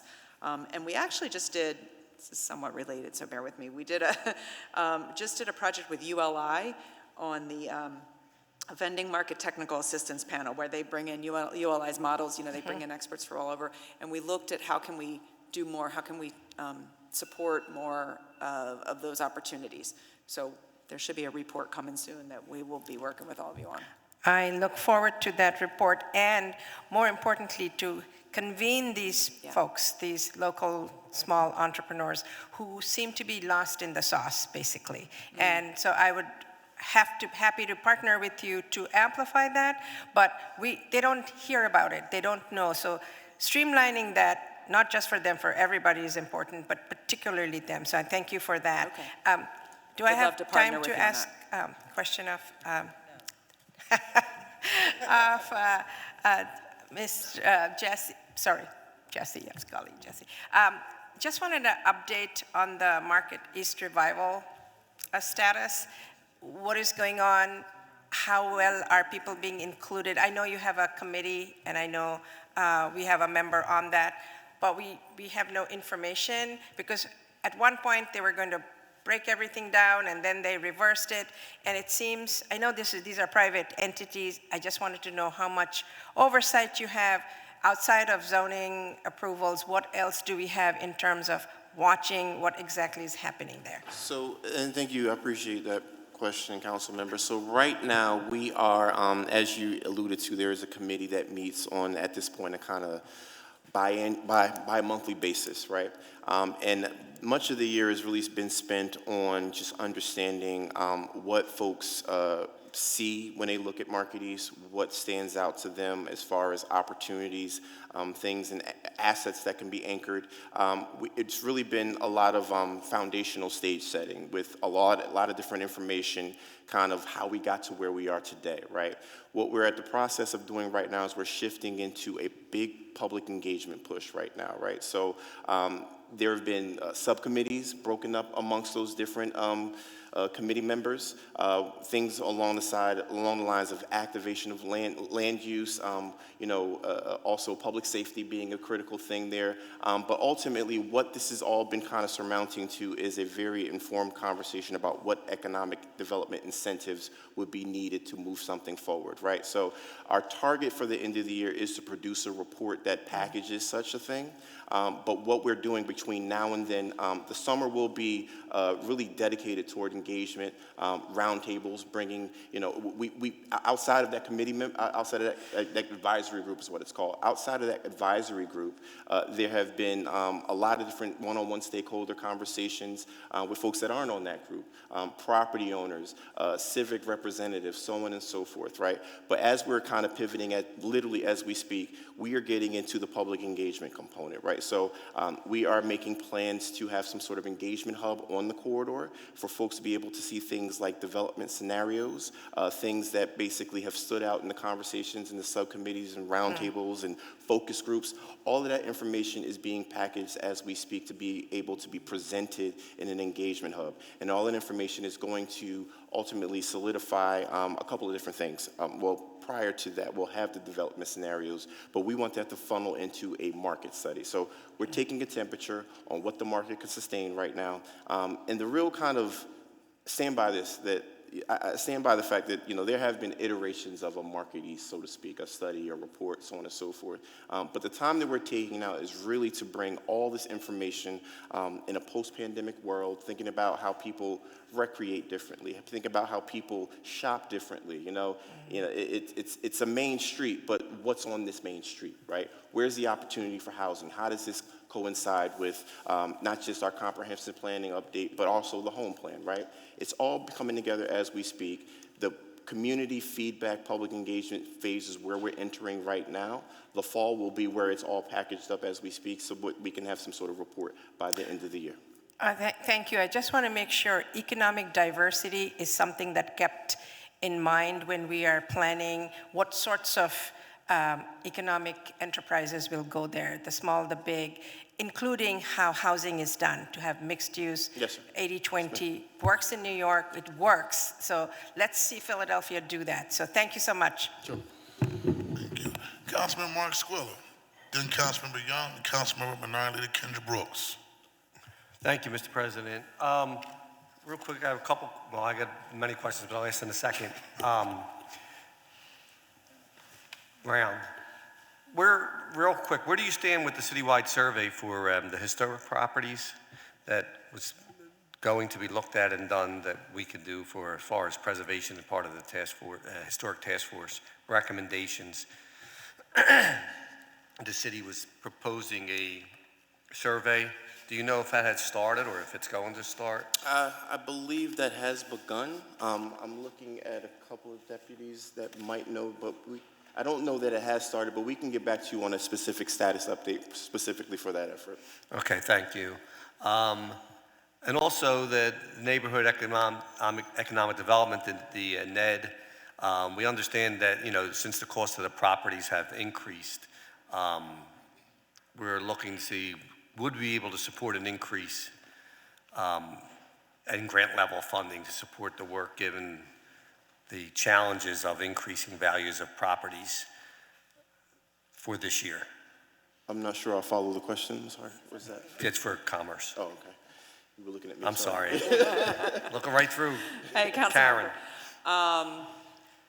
So I'm sorry, is the question is, how are we dealing with rising costs? Costs, and would we support increase in grants? Yeah. Given Yvonne and I to come up here, but yes, we have reallocated and we have increased the amount. I think we still advertise our grants as up to $500,000 for neighborhood economic development, but we do make it, that's a guideline, not a rule. and we make exceptions as needed. Again, the bigger our grants, the fewer we can do, and so we're always trying to balance that issue. And the answer would be, so the question would also be, yes, can we give more, but then also, are we looking to add more into the pot so that we can make it viable? Thank you, Councilman Squilla. Yvonne Boy, Deputy Commerce Director. I'm glad you brought it up. I think we had most of the funding that we have that is available for the Neighborhood Economic Development Grant is the CDBG federal funds with its accompanying hurdles. I think we had a reduction in PAT funds this year, and so we do not have a resource to increase it by much. However, because of the Jump Start, we are able to reallocate the funding a little bit so that other programs that were solely funded through CDBG can now be funded through the Jump Start, right? And so that has released a little bit more funding for us to use for this year. We also had the Neighborhood Preservation Initiative funding, which kind of supported it, but that is gone. And so we've been able to increase the CDBG funding allocated this year to 3.3 million, and it was usually just about 1.2 million. However, It is federal funding, and it comes with its accompanying hurdles. So it is possible then, through Yes. this, to increase the amount of the grants to do this? Yes, we are able to do that, but basically just because, of the Jumpstart funding that we have, the allocations worked this year. Okay, thank you so much. And I'm going to go back to Adaptive Modification Program. Do we know if there's a current waiting list for the grants for Adaptive Mod? There is a current waiting list. Give me a minute and I can tell you specifically how much. And as he pulls that up, Councilmember, just clarification, we will still follow up with the Historic Commission survey, but I think what you're referring to is Treasure Philly, which was originally at Broaden area. It's now moved to Frankfurt. It's a pilot phase right now, but we'll get you the clarity to get you the status update on that for sure. So it's not doing a citywide survey? It's not citywide at the moment, but we'll break that down for you. Okay. Yeah. All right, thank you. Current wait list for adaptive modification is just under 2,000. 2,000. And do we know how many of them are for handicap accessibility? Of those 2,000? Physical accessibility to their homes, to be able to access their homes? No, I can't say for certain what that number would be. If we could ask that if we could find out what that is and get that to the chair, because I think that's something too that we really need to look at, if people need to have access to their homes or access in their homes, how we can make sure that happens. Yeah, I have to see whether or not I even have that data. I can certainly tell you the numbers of folks that we're working with and the ones that we've completed, but some of the folks that have applied may not be answering that question because I don't know that we have a question that speaks to that. Well, you know who's on the waiting list, right? But Yeah, don't. Okay. I can call them. Yes. All right, thank you. I'll take care of it. Thank you very much. Just want to spin the block real quick. Back to Jesse. I just was thinking about this process as well. The highest population of public land is in the 7th Councilmanic District and the 5th Councilmanic District. And I know we support our mayor home plan. That's why the majority of members voted the bill out, right? With some additions, but for the most part, the bill out. And I know she has a goal to rehab and produce 30,000 units. And so it's really imperative that there's a good relationship between those two district members in order for our mayor to be successful as she rounds out her term. And so I was just sitting there thinking about how we establish that stronger partnership. But ultimately, her success lies within those two district council members, because ultimately, if there is no partnerships, the bills just sit. If there's no input from the community, there's no way to progress and move forward. And we would like for her to be successful. First woman mayor, large, big city of America. And so we want to be supportive of that. And so that's something I just wanted to say it's imperative that we figure that part out, particularly with those two members. I have significant development, Jamie has significant development, them two have the largest, and I think yours has as well. Oh, point of information, how many you have? Point of information, go ahead. I've been thinking a lot about this too, and am sensitive to what Councilmember Lozada brought up. And it seems to me that the issue is that we are very skilled in one type of housing typology with our public land. We know how to do turn the key. We're comfortable with the developers that apply again and again. And so it feels like we've gotten into the mode of that's what we're doing with our public land. And I talked to you all about this last year when you came to my office. We were talking about putting up the 1,000 parcels and kind of giving you guys pre-approval. But even at that time, I was asking you questions about what other housing typologies can we do, right? I love turn the key. I'm doing a significant amount of them in my district, but I also don't think it's fair that that is the only product that we can reliably turn out, and that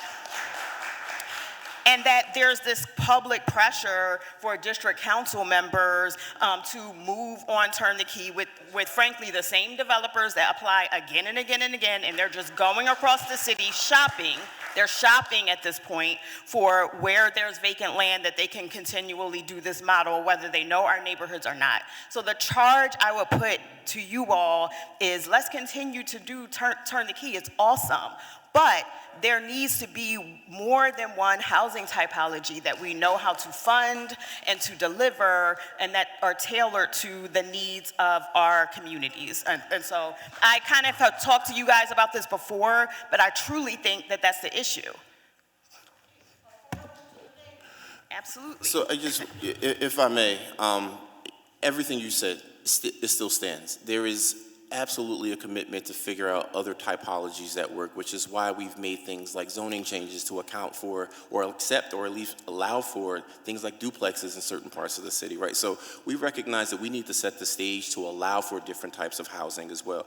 Philadelphia, as you know, as everyone in here knows, is a predominantly row house city, and that is the predominant typology, which is why we are leveraging that. We also, in terms of public inventory, we don't have a lot of assemblages either, which is why the sheriff's sale process is so important. And jumpstarting that a year ago was really pivotal to making sure that we can, in fact, pivot to everything you just described. So I don't want to dispute the fact that that is something that is still on the table. As we find these assemblages that are a little bit more opportune to diversify the housing type, that continues. And when it comes to the the commitment to working with the this particular body on that 1,000 properties, that still stands. That has not gone anywhere. We just haven't gotten to the point of briefing you all yet. Angela can talk a little bit more if we need to about the Fuse Fellow that has really dedicated the time and effort. To your point earlier about those applications that came in and were kind of discussed and the developers coming in, be honest with you, that is a process that predates where we are when it comes to this special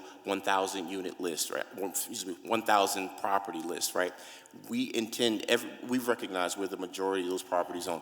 It's the 3rd, it's the 5th, and it's the 7th.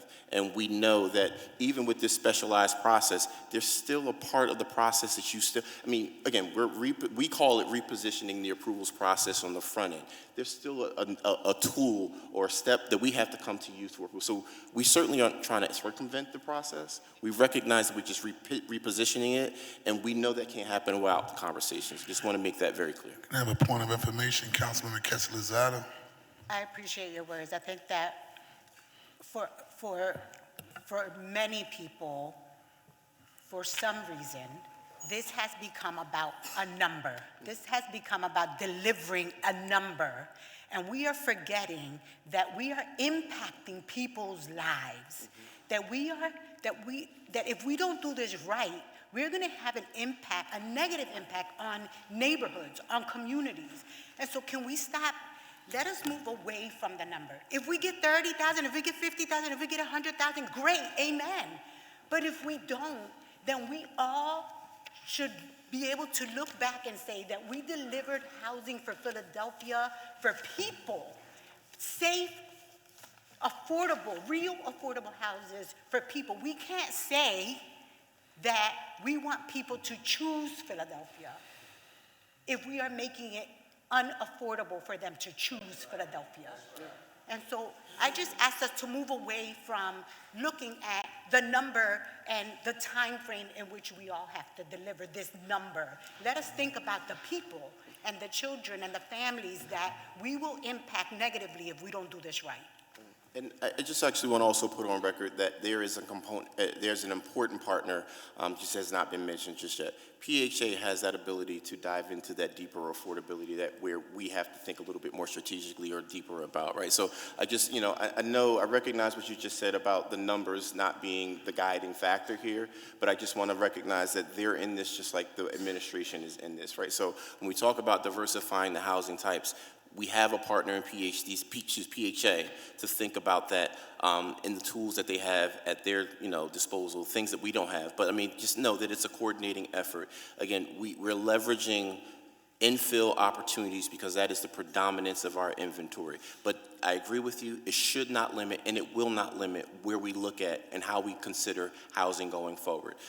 Again, home ownership is key, but everyone's not supposed to be a homeowner. Everyone wants to be, everyone's not wanting to be a homeowner. Use my words correctly. Excuse me, sir. Yeah. Point of information, Councilmember Cindy Bass.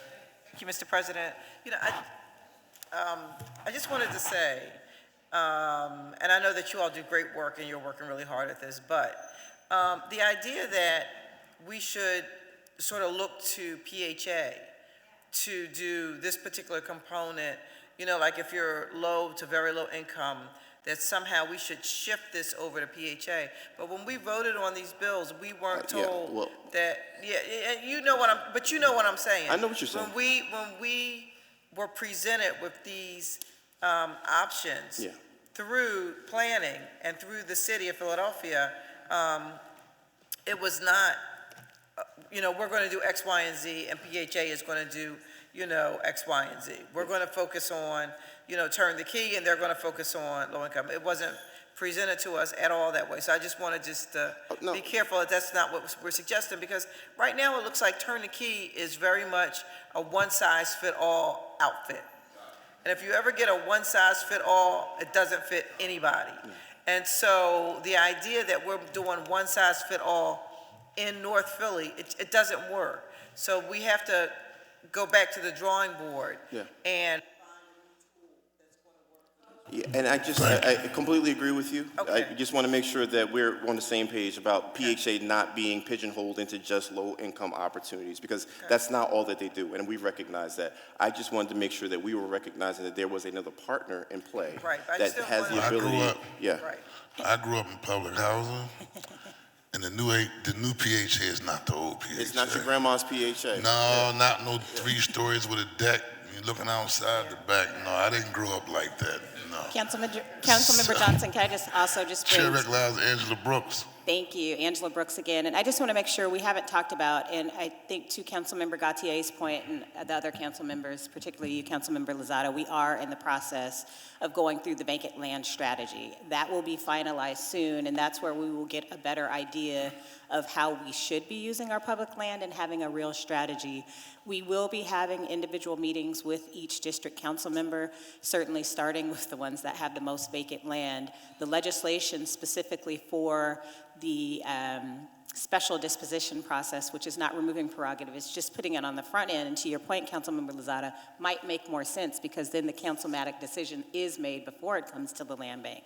But we are going to start having those meetings. We've briefed the council technical staff.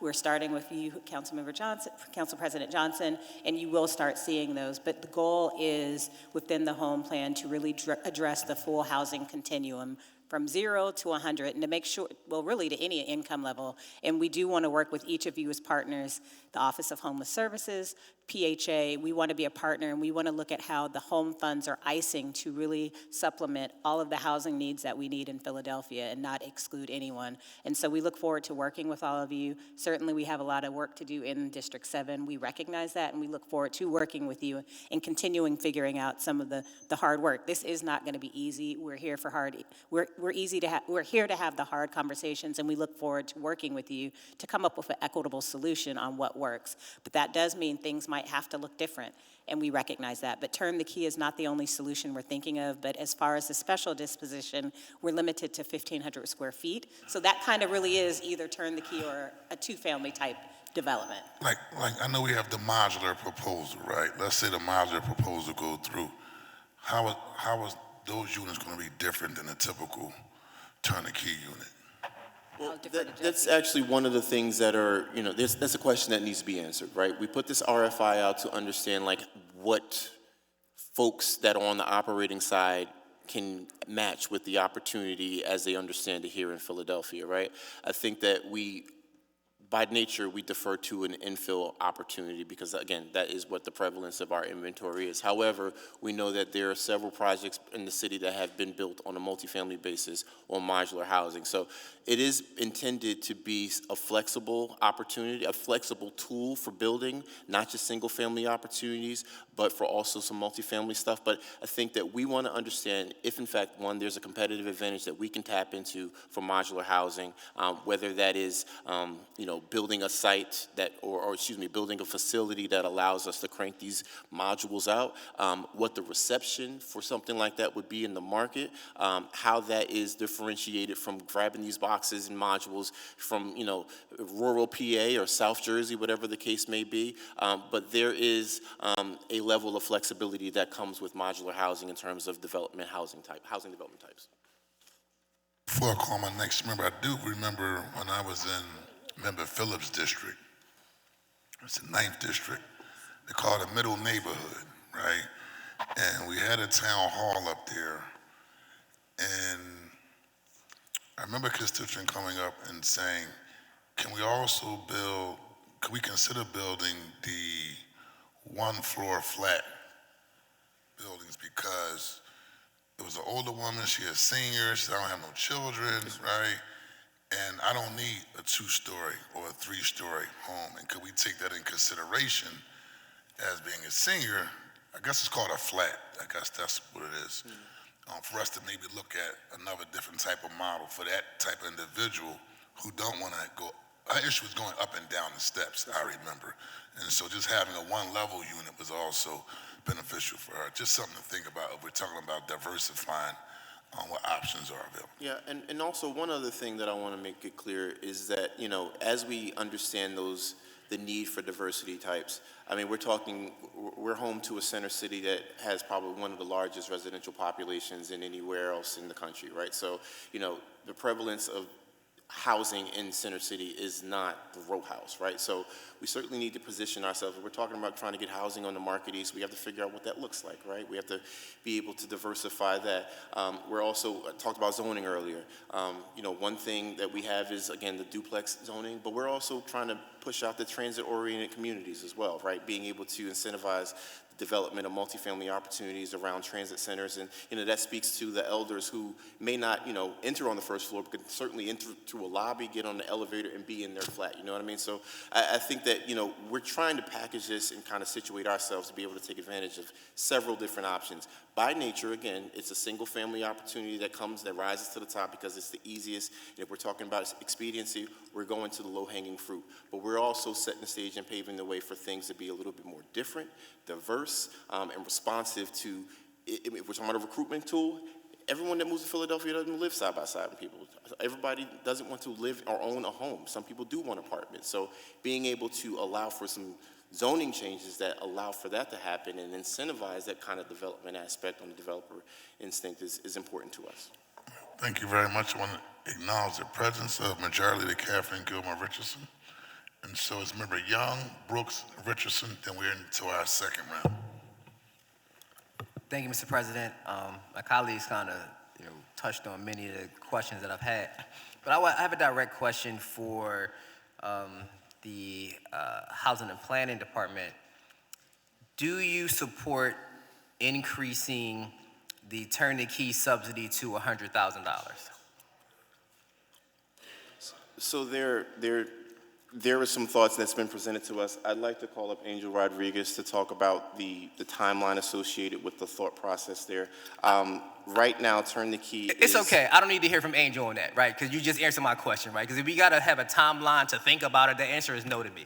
So we're going to go to my next question because my time is limited, right? So my colleagues are talking about the Turn the Key and the different types of housing products that we could offer to our communities. And we have to think about the market for the people, right? And so in Councilmember Lozada's district and parts of my district, Turn the Key products actually can create gentrification because of the number. And so what we're asking for is to invest in the people, right? When I look through around my district and I see all these home ownership opportunities that were subsidized for the homeowner, I look at Yorktown, I look at the area that is near Tip Memorial Church. These are all home ownership opportunities that were subsidized for the people that were there, right? Nehemiah Homes, right? Those are opportunities for home ownership that were subsidized for the people there. And so we're asking, like, if the market doesn't work, right, then it's up to government to create that subsidy, to push that subsidy in place so the people there can afford it, and the developer's still gonna get their number at the end of the day, right? But if we invest in the people, we provide the people with that higher subsidy, that $100,000 subsidy, that can give them that opportunity to afford these houses. You won't get so much pushback from the community when we're trying to put these products out there. So we have $800 million, right? That's what the number that the community, the public hears when we talk about housing in the city of Philadelphia. They hear 800 million, right? And so— Point of information, sir. They hear $1 billion. Excuse me. Thank you, Mr. President. Actually, $2 billion. $2 billion. Excuse me, Mr. President. Thank you. Just to be correct. Thank you. They hear that we're leveraging up to $2 billion, right? So I'm just curious on why we can't put that number, right? Why we got to have a meeting to have a meeting to have a meeting to think about it, right? I mean, it's either do we do or we don't. And I think that for investing in people in the city of Philadelphia and some of the neighborhoods that Councilmember Lozada represents, that I represent, that Councilmember Gautier represents, having that higher number for the subsidy is that partnership we're asking for. It makes a huge difference in these projects. And at the end of the day, the developers who people like are going to get their number. They're going to meet their spread. They're going to meet their mark. So if council is asking for this, this help in this to be our partnership, I don't think we need to have a meeting to talk about it, right? It's like, all right, let's just increase it. We got $2 billion, right? Let's just do it. Let's just do it. Let's stop the pushback. Let's stop organizing opposition against council members, right? Because they're fighting for their communities. And let's just get it done and work together. I think that's just a no-brainer if we want to be able to provide housing opportunities, because you've already acknowledged that the AMIs don't work for real Philadelphians, right? You've acknowledged that. So let's increase that subsidy for real Philadelphians to have home ownership opportunities. Because again, I look around my district, and you mentioned PHA. PHA Turn the Key houses actually cost more than the cities, right? So that's not really a real option, right? When it comes to their home ownership stuff. So, and you ask people in my district, they say PHA is the biggest slumlord too. So that's a different conversation, right? So I think that we as the city, as Councilmember Bass alluded to, we shouldn't have to rely on other entities. We should just be able to do the work ourselves. We voted to support $2 billion worth of work. And I think that the city, if the administration wants to be a partner with us as council members who represent individuals in our specific districts who have specific living conditions that are only unique to them in their neighborhoods, then we should work together to figure out how we can help those people living in their specific conditions in their individual unique neighborhoods in the city. And that's it, Mr. President. Thank you very much. Chair recognizes Councilmember Kendra Brooks and Councilmember Kathleen Gilmore Richardson. Thank you. This is for Commerce. I've asked this question directly to your office and I have not received an answer, so I want to put this on record. One of the pieces of legislation that makes up an important protection for uncategorized workers in our city is Fair Work Week bill. My understanding is that there has been ongoing discussions within Commerce and the administration about potential changes. I want to be clear, I'm not in favor of changing this law. Can you give me any updates on where we are in this process and what potential changes are being considered for Fair Work Week law? I understand that there has been outreach to a number of labor unions about this law as well, and I would like to know what unions and worker advocacy organizations have you been consulting with on this potential change, and what is the state of the outreach? Okay. Thank you, Councilmember Brooks. We have been having conversations. Commerce has been contacted for the past, probably going on 2 years now, from some businesses, specific businesses and some industries around challenges they have with the Fair Work Week laws. There's questions about, there's things they would like to be made more clear. There are changes that they want. Nothing has been promised or offered to them. Our team at Commerce has been meeting with them to gather information. This bill's been it's been law for 5 years now, or are we now past 5 years? I think around that, right? So we see this as a good time, as good government, to go and just revisit. Are there things that need to be tightened up? Are there things that need to be better explained? Are there things that need to be cleared up? There are conversations, you are right, going on. The administration is having conversations both with the businesses and industries as well as with labor groups. I don't have the names, I can't tell you right now, but and I'm sorry if you said you've asked this and haven't gotten the information. I think we can follow up and get you specifics of who has been talked to and what the current status is. No bill has been drafted. This is all conversations at this point. Yeah, I would just like for my staff to be considered as part of that conversation, just like we've working with eviction diversion program and the concerns that we had about another contentious piece of legislation that we passed. We've been working through those concerns directly with the landlords, big and small, to build a relationship to make sure that what we get on the outside or on the other side is equitable for both parts of this conversation. So I would love to be a party of that conversation. My team would like to know what's going on so we don't have to, play this back and forth game around something that, we fought very hard to get in the city. People are benefiting from it, and I just want to make sure that we're working together to make sure we have the best possible outcome. Understood, thank you. My next question is for planning and development today. Okay, yeah. When can we expect to hear more on this 20-year abatement and how it intersects with the home plan? And last year, as part of the discussion around the home initiatives, City Council authorized a revolving loan fund. And this fund would provide low-cost construction loans to build houses.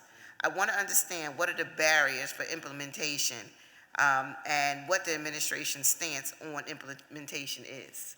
So I'd like to call up John Monlock, who can give you the status of where we are on the tax abatement. We certainly announced it, I believe, at the end of last year. But what we also recognize is that there are some things that, we're following the boundaries of the enabling legislation at the state level, trying to figure out how it can speak to Philadelphia specifically for development, but also just kind of within those guidelines. So John, you want to provide some insight? Sure. John Monlack, I'm First Deputy and Chief of Staff in the Department of Planning and Development. We are hoping to share an ordinance with council very, very soon. I think conversations might already be in the works to be scheduled to have those. And at that point, we're going to have probably a more robust conversation. I might be able to answer some questions right now. I don't think that I can answer the revolving loan fund question. Could you clarify on that? I'm sorry. Or maybe restate your question. Yeah, I want to understand what are the barriers for the implementation, and what is the stance on the implementation for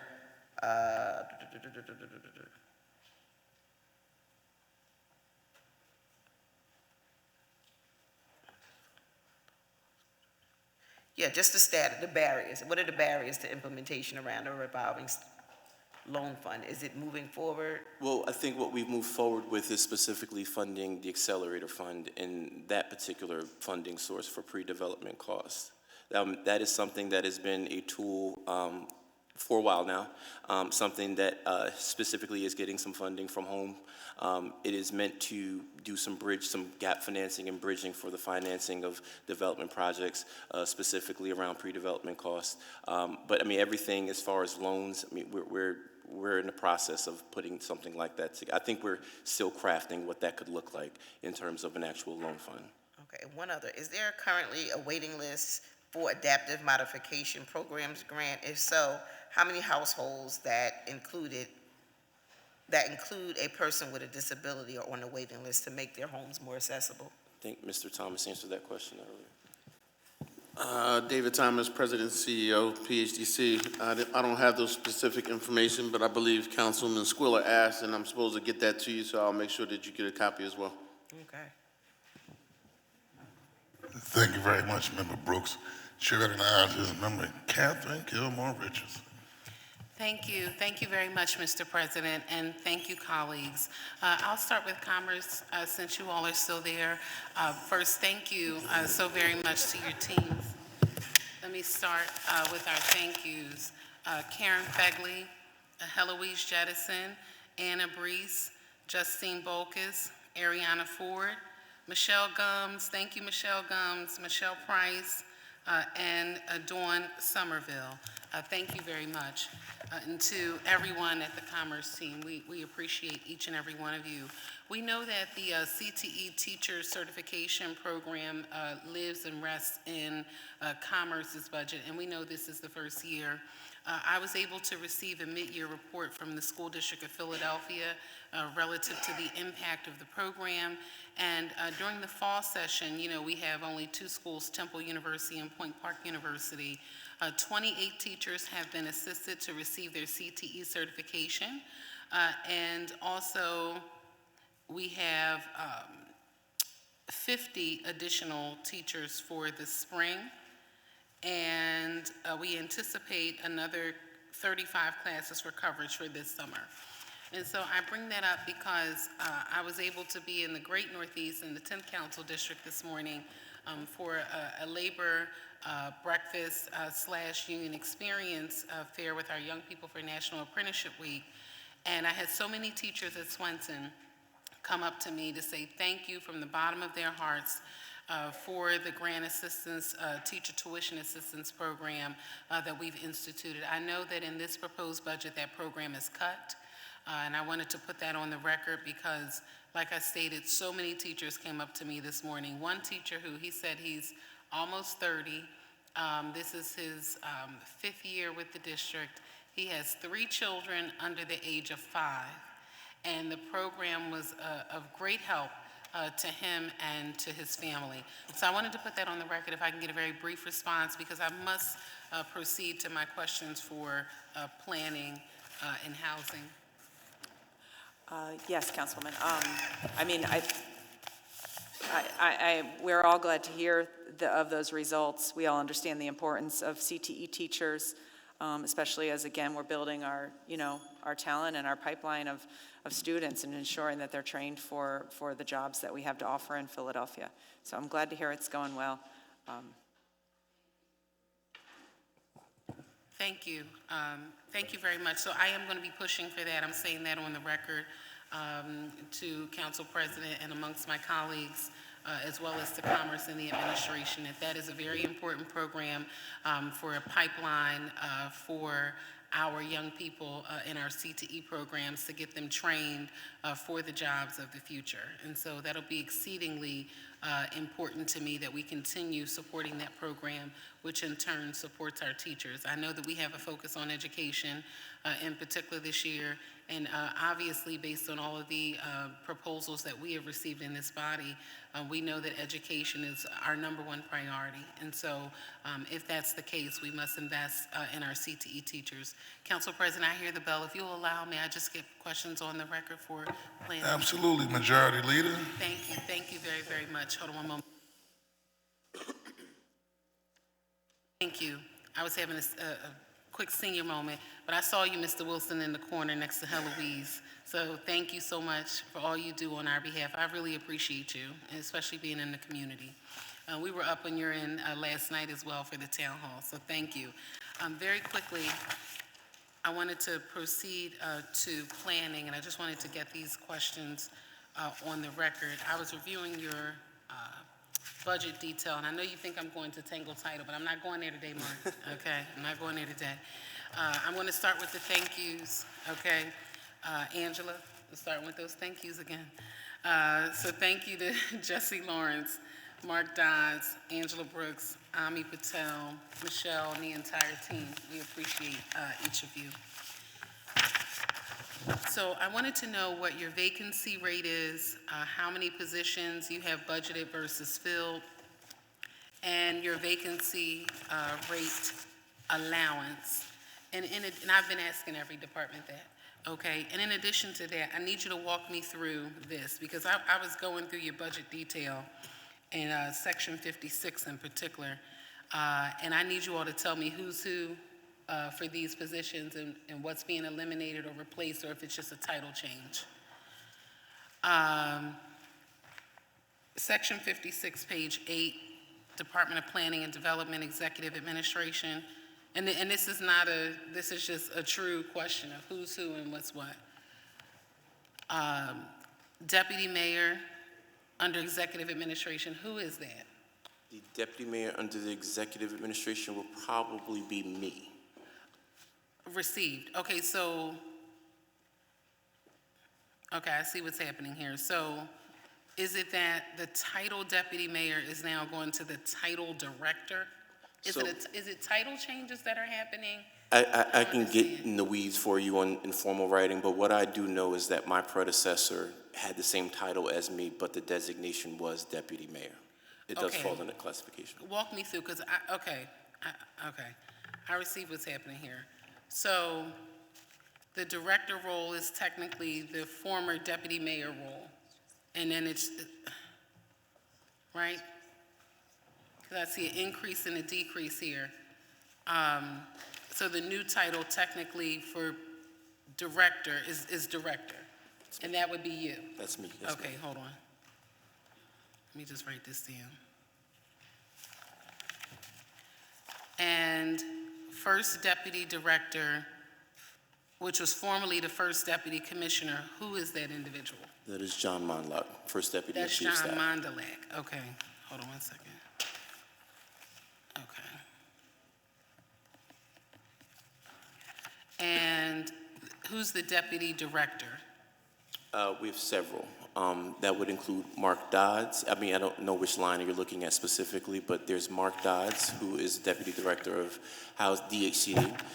Emily Persico is the Deputy Director for Development Services. No, because under this tab, I'm on section 56, page 8, Schedule 100.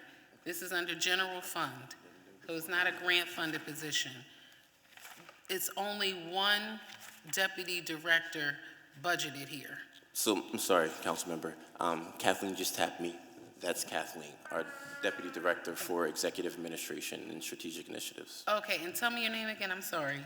Kathleen Grady. Kathleen Grady, Deputy Director for Strategic Initiatives and Executive Administration. Okay, hold on one second. All right, and then you have a Deputy Chief Information Officer. That is Darshna Patel. She oversees our IT. Okay, and then you have an Executive Administrative Assistant. Yes, that is Letitia McNeil. Okay, and then you have transfer from other funds, $125,000. It does not say a title or who or what that is. That is the transfer between, it's a labor allocation that assists in the funding of our executive admin team. It's related to our Deputy Director for Communications. Okay, so is the comms, Deputy Director for Comms? She's reflected in a different budget line, but it is a transfer of funds between CDBG and our general fund. Received, okay, so you're taking it from grants funds and putting it into the general fund? We do labor allocations. Okay, We can provide more explicit detail in writing. We have to allocate our time and effort to the grant, and then when other time and effort is outside of the CDBG eligible, we then transfer it to general fund. received, okay. I received that based on the work that has to be done with the grant programs. So let me ask this question, where is Angela reflected here? She would be reflected under the mayor's office budget. Okay, so one of the new, or one of the 51 plus new positions? I believe that's the mayor's office number, but yes, she will be reflected under that budget. Okay, so you're not here. Okay, I'm only asking because when you initially look at this page, 1 through 7, those lines, it is, that's considerable. I'm just gonna leave it at that. I'm not gonna put the numbers on the record out of respect for all of you sitting here, but when you're looking at it, it is considerable. For one, executive administration, but I see what you're saying is that there's an increase and a decrease in the first 4, so that's technically the 2, and then it's an addition of the 1, and then the other is a transfer from grants to class 100, correct? Okay, all right, thank you very much for that explanation. I just, reading the detail, when you read the detail, it's, sometimes you have to get an explainer about exactly how you all are moving the money. Okay, all right, I appreciate the explanation. Thank you. Majority Leader, you good? Just got here, you all right? Thank you. All right. We're officially in the second round. Chair of Neighborhood Services and Homelessness, Councilmember Jamie Gautier. Thank you so much, Council President. This is also for planning and development.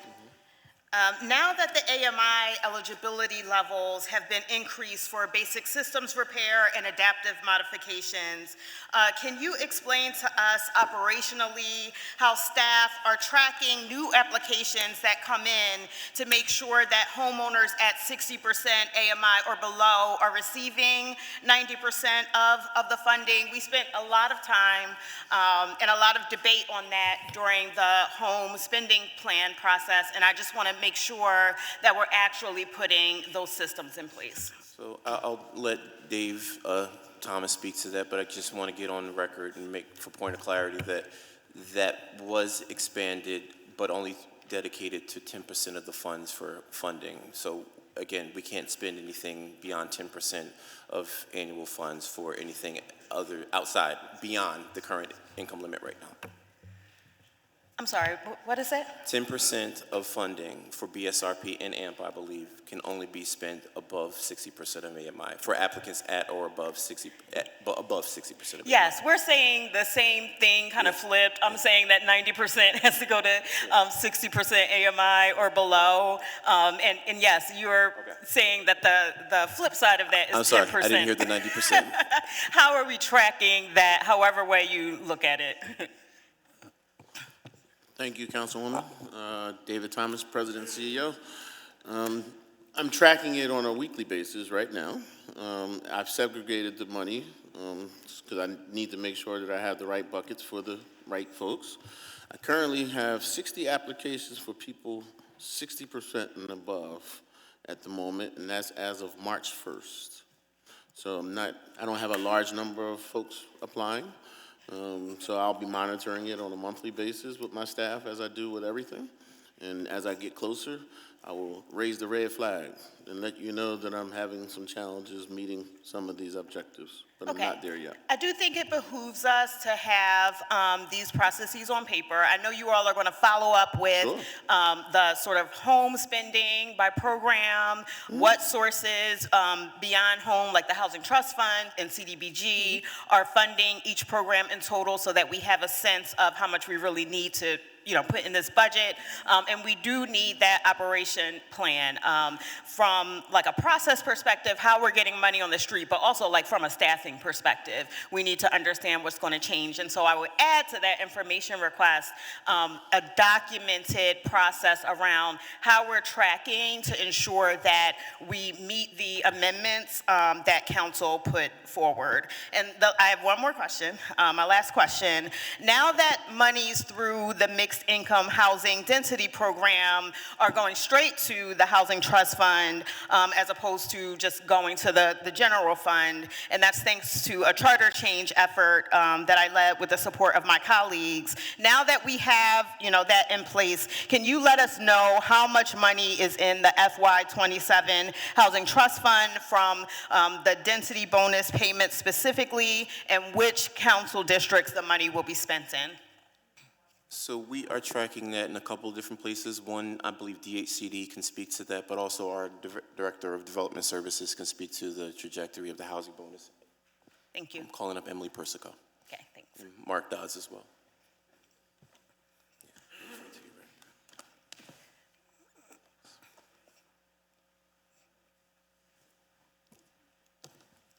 Mark can start off with the rundown for HDF. Sure.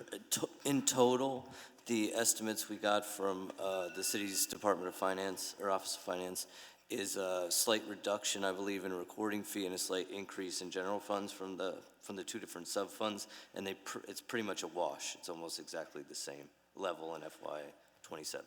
And just remind me what the level is. Total, it's about 50 million. Excuse me? In total, both sub-funds equal about 50 million. Okay, and what districts will that, the part of the charter change was we will allocate like the last year's funding for the density bonus program straight to the Housing Trust Fund. The other change that we did through an ordinance was that those monies will be allocated to the council districts where they were generated. Do we have a sense of that? I think we'd have to run some analyses to figure out exactly where the funding is going. Yeah.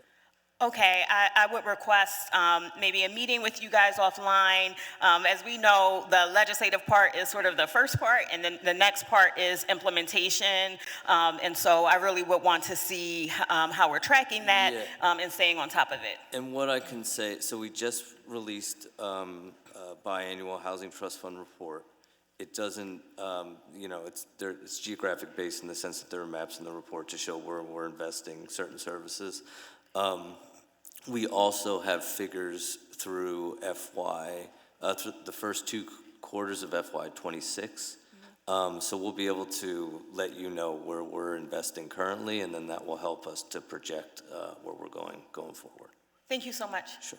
Were you going to add something? Sure, yeah. Good afternoon. Emily Persico, Deputy Director for Development Services. We do track spending and kind of payments received under the Mixed Income Housing Bonus Program. In fiscal year 26, we received 2 payments, totaling $285,000. Okay. Just about. We've been seeing fewer payments under the Mixed Income Housing Program since that change in the cost of the payment in lieu program back in 2021. Yeah. So that number has been going down. We are working right now on our Mixed Income Housing report, which we hope to be getting out in the coming months, and we're happy to provide kind of that trajectory of this funding that we have been receiving through that program. Thank you. Look forward to continuing working with you all on these initiatives. Thank you. Thank you, Council President. Thank you. Second round, officially, Councilmember Dr. Anthony Phillips, then Councilmember Rue Landau and Squilla. Thank you, Council President. I too have been analyzing this operating budget around the executive administration, which is why, this whole responsive government idea that I've been talking about is really, really essential for me. There's no reason why the city of Philadelphia, we should not have service level agreements and a clear understanding for neighbors can be able to provide a resident with a timeline from application service start to the delivery of the progress. And what I've been asking for this since last budget and I was hoping that you all would have it together by now, and it's still not together. And I'm looking at, we have all of these chiefs, essentially, who are being well funded by city taxpayer funds, and you should be working day and night to make sure residents have a clear understanding of a timeline on when they're going to get their service. I just can't accept that. That's important for my support. So I just want to ask again, what should a resident expect in terms of timeline from application service delivery under home programs? Well, again, I think President Thomas spoke to what PHCC is committed to at the moment, and looking at how he can pivot for purposes of getting services out the door quicker. I do think that the consistent funding stream for services will play a big role in consistently being able to roll that out. But again, we are taking the stance of making sure that we can be as transparent in our processes as possible. We're taking that deeper dive on the land bank side, on the application side. As that begins to map out on the customer CRM perspective, we'll be able to mirror that in a way, however possible, with PHDC's attempt to make that process a little bit faster. But I do think that we are, I think we remain committed to making sure that we stay in touch with PHDC's applicants in terms of their services. But if it's 6 to 9 months, what I'm asking, which I was trying to ask from him, is that could he provide us with, the residents should know in month 1, this is what's happening. In month 2, this is happening. Month 3, there should be a sense of, if it's going to be 6 to 9 months, what is transpiring, as opposed to just wait 6 to 9 months. They should have a clear understanding of what all the processes are going through, how they're being reviewed, how they're being, it's just transparency, right? We have a chief information officer. What is the role of the chief information officer? she is our chief information officer for our department. She's For the website, website, one front door, so on and so forth. So if that's their role, that person should be solely dedicated to making sure that residents are getting this information in real time, similar to when they're ordering Amazon and DoorDash. And I talk to Melissa Scott all the time about this. It's like, I don't understand why. And she, her hands are tied in some ways, but why does every department have a information technology person dedicated to this work, and then they're not delivering in a way that they should be when it comes to interfacing with residents? I just want to be clear about the steps that we have taken toward that, which is one front door. It's being able to consolidate one website that gives people the opportunity to know what they qualify for. So that does ease operations, or begin to ease operations, for us to be able to, compartmentalize and collate what people want, or what services certain people or certain constituencies are entitled to. But we recognize that, we've committed to getting you this one pager that's going to itemize what the steps are in that 6 to 9 process. We are obviously committed to, what do you think? We want to get to that 6 and not to the 9, but we're definitely, we're committed to this one pager. If it could be more than one page, I think we alluded to, but we want to get you that information. Think you give me a timeline on when we can get the multiple pager, one pager, whatever? I just want to walk neighborhoods and say, the city has an efficient process with this. I think that I don't want to have to call you, Jesse. Like last night, there was a neighbor who was saying that they need home services. I want to be able to say to you, hey, ma'am, if you apply by this date, here's the process, here's how you're going to get updated. And I'm not getting that. Yeah, I can't guarantee that from her. And I'm looking at this, the executive administration's salaries. I mean, you guys are doing well, for the most part. And I feel like there's no reason why this shouldn't be the most important thing out of all the things, like being clear with people and being fair, because a council member shouldn't have to call and ask to jump a line because we're inefficient. You know what I mean? You're not proving to me again, Jesse, and I respect you, I do, but I just want us to do, I just want you to prove to me that you can provide residents with that clarity. That's all. Yeah, sure. I'm just going to jump in and let you know one of the technological assessments that or improvements we're working on as part of Home is having a dashboard where you will have application tracking similar to what you're referencing from some of the other kind of companies that do that. I don't have a timeline on that, but we are constantly working on that, as well as an app that will allow all of that. So I believe the app is to debut in the fall. So OIT is working with us on that. So it is coming. I know it's probably not in the timeline you want, but there's a lot of nuanced things that go with the applications, and we want to make sure it's functioning and we're not just rolling out with something just to roll it out. So we are working on having an app-based website and app that can sync those in a better way. Thank you, I appreciate it, but that makes me feel like until everything is ready, you shouldn't be taking new applications. You know what I mean? Like, it's like, you're creating a wait list and a process. You're gonna be taking applications, causing confusion. I don't know, it's not ready yet. And I feel like you have to have this ready to go. Well, the app and the readiness of the dashboard isn't ready, but the programs are implemented and they are flowing. So two different kind of Yeah, the programs tracks. are ready, but I'm saying the transparency of is that ready? Like The transparency of the process, because we are producing on PhillyStat 360 where we at on completions, but you want more transparency from application through actual work being done. Yes, That ma'am. is what we're Yes, working ma'am. on. So it is coming, and the app for sure is scheduled to be done by the end of calendar year Q3. Okay, all right, thank you. And I just wanted to, just for the record, I want to thank the Commerce Department for working with our district, Celine Wilson and Karen Fegley, thank you so much. I trust the fact that, when we provide questions that you all will always respond. So we appreciate it. No further questions, Councilman. Thank you, sir. Councilman Rulandow.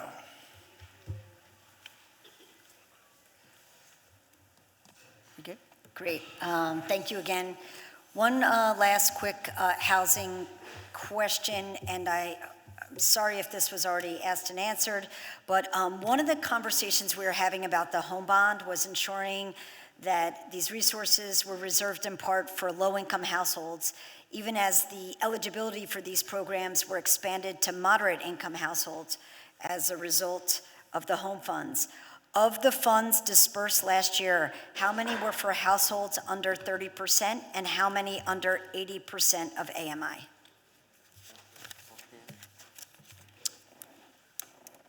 I believe we do have that information for you, Council Member. Mark's going to Great. come up and give you that clarity.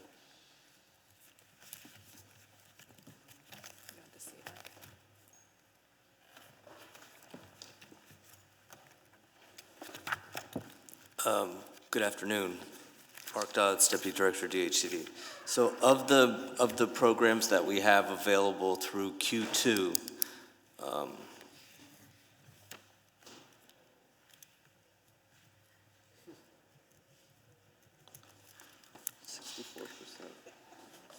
those are some small numbers.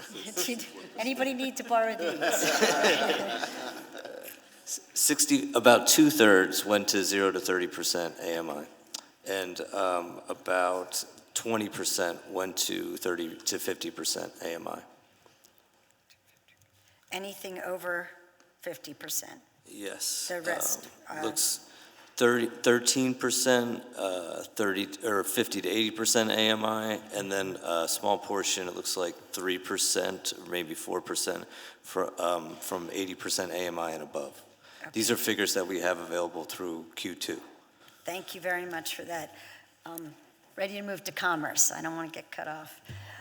Commerce, first, follow-up question on, you talked a lot about what you did for the businesses that were faced with the BERT tax for the first time this year, but what we never got was how many businesses do you believe were affected? Total number of businesses affected. You told us the businesses that you reached out to and who have responded. Revenue's been used in the estimate of 50,000 businesses. But so out of 50,000 businesses, you told us many things, but it seems like you've touched about 4,000. Yeah, I have the updated, the number, our number is 12,395 through the first 3 quarters. So, and I can get you the breakdown to show But those are businesses that you've reached out to offer just free tax prep? They've or gotten something? assistance in some way, whether it's, right, one-on-one assistance or funding. And, you know, we did have a slow start as we were staffing up. We had to RFP some new partners. We had to put some technology in place. So we feel like those numbers are even picking up at this point, but. These businesses, we've heard from so many of them, they are hurting so badly. And I just, you know, things like free tax prep just doesn't do it for them. It's just, we've only touched a fraction of them. And then they're hurting really, really badly from the changes. I wanted to ask some outdoor dining. And I also want to touch on the ports real quick. So with outdoor dining, thank you so much for all of the help that you've given us in the expansion of outdoor dining. And you said you were going to get the outdoor dining guidebook, make sure it's up to date. Yes. How are we doing with the outdoor dining book? The guidebook? Good. It's the draft is in place. It's going to create, the encouragement is right. We want people to look not just at streeteries, but at sidewalk cafes, at all the different types of outdoor dining. And again, I thank you for your leadership and in creating the sidewalk cafe extensions as well as, you know, more areas that don't need variances in order to do sidewalk cafes. So the book is coming along. I'm not sure where we can get you a draft, or we'll definitely share it soon. We're doing the book to encourage outdoor dining, or to encourage sidewalk cafes, and then we're also doing, as you know, we're partnering with Streets and MDO, and we have a experienced design build firm working on a kit of parts right now that will help with both streeteries and sidewalk cafes. Great. And can you proactively get that to bids and other business partners? So you proactively are sending this out to the restaurant community and all of our key partners so that they don't have to come to you? Yes, absolutely. We'll rely on all our partners for that. So a couple quick questions about the ports, which I've introduced a resolution. We're going to have a hearing just to see how we're doing down at the ports. Can we increase the work that we're doing? I took a tour with the maritime pilots, and it was really very eye-opening to see what's happening down there, but I saw so much potential of what we could do. I think that ports are such an important asset, and what is currently being done to modernize our ports? And also would love to know, that's a good start, and I'm gonna come up with a second one. Thank you. What is the city doing to modernize our ports right now? And is Commerce invested and involved in this? We're not directly involved. I mean, we partner with the ports as they're a huge part of our, you know, economic growth. And we sort of work side by side, but we are not directly involved in their upgrades and activities. I know that Phillip Port's a partner it's on your website. It says that you can connect local businesses to international businesses, and I think for us, this is important for everything from like groceries to, you know, laptops to get goods off of the ports. Yeah. It's just a... Yeah, I mean, we are uniquely positioned, like literally geographically positioned, right, within a day's drive of 40% of the U.S. population. The Philadelphia ports, we are a main destination for food and for other goods. And then we're also seeing all this growth with all the other industries along sort of all the maritime industries. And so I think there is a lot of opportunity there, and we are convening, we are, you know, sort of facilitating things to ensure that growth continues. Will you, I believe our hearing will be in the fall. Will you come to our hearing? I really think Absolutely. This is a moment, the things that we need in Philadelphia are coming off of ships in the port, and I think it's such a great opportunity for commerce. Absolutely. Thank you. And there's a lot, you're right that there's a lot of spin-off businesses that happen because we have the ports here, as well as all of the manufacturing that's related, Great. Thank you guys so much. Appreciate it. Thank you very much, Councilmember Landau. Thank you for your work on the ports. We're all so excited that cruising has returned. Councilmember so Gilmore. excited. And thank you Yes. so much to the longshoremen. Councilmember Gilmore Richardson, can I just circle back to a question Councilmember Landau asked earlier? 'Cause I Sure, haven't very answered it. briefly, as we have It a is few really, members in it the is crew. very quickly, Okay, and it was thank you. about your hotel tax question you asked in the first round. And the short answer is just simply that while the home dollars that we allocated for homeless prevention were specifically for prevention dollars, not necessarily operational costs, so the taxes really to support the 1,000-bed shelter initiative, we don't generally borrow funds to pay for operating costs and things like maintenance and staffing, so that's kind of the distinction there. So we will be working with the Office of Homeless Services around some of the other things, but that's the specific delineation of why we're not using home bonds for some of those specific costs that the hotel tax will be paying for. Thank you. Thank you very much. The chair now recognizes Councilmember Bass. Thank you very much, Madam Chair. So I just had a quick question for planning, retaining walls. Your question? When are we getting them done? So, and I say that because maybe you missed it. There was an article in the Inquirer on Sunday. Your name wasn't in it, I don't think. No, it was not. My name was, but you're responsible. So when are we going to get some movement on some of these retaining walls? So my understanding is that the last $50 million in MPI is for infrastructure and those retaining walls. I don't know the status of the conversation specifically around that one. I do know there have been some, and I'm talking to you as if you don't know this, but like there are some complexities specifically with that wall. And I also recognize that that article came out a week before you and I sat next to each other to have the opportunity to talk about it. I would love to dive in deeper with you about that specific wall, but my understanding is that we are committed, or MPI's last $50 million has been committed to addressing the current roster and queue of retaining walls. Okay. I appreciate that. Thank you very much. But we've been talking about this wall for years now. Right. This same wall. It's only gotten worse. To be honest, I don't want to talk about it anymore. No. You know, with the administration, I just want to go ahead and get it done because we have, you know, the administration has, I won't say the administration has said that they were going to tackle this project, that this was going to get done.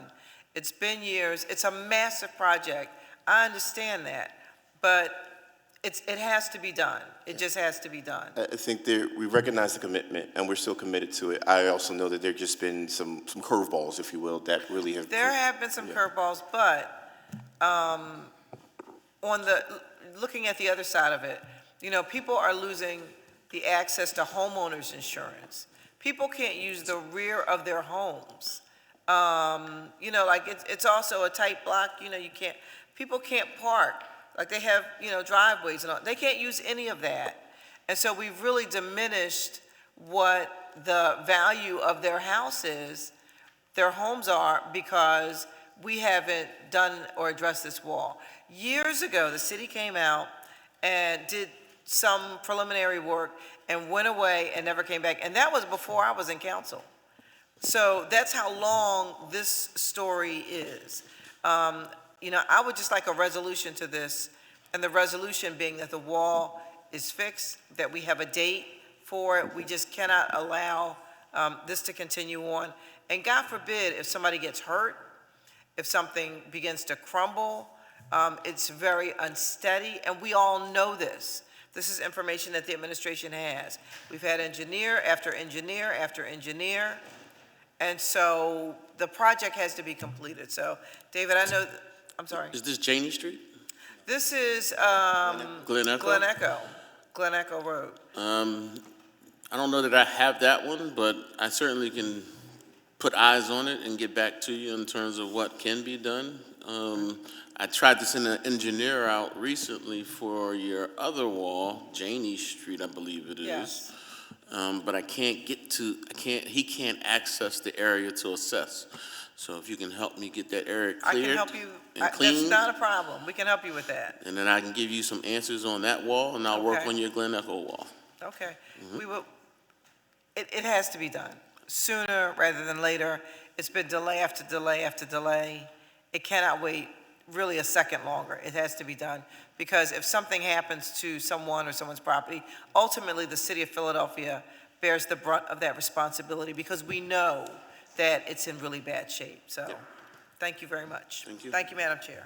Thank you. Thank you so much, Councilwoman Bass, and we support your efforts relative to the retaining wall. We have very many as well in the fourth, so we thank you. Thank you. I appreciate that, and I hope that it's picked up by the press that ran the first article in terms of saying that I was the responsible party for repairing this retaining wall. So, thank you. Received and duly noted.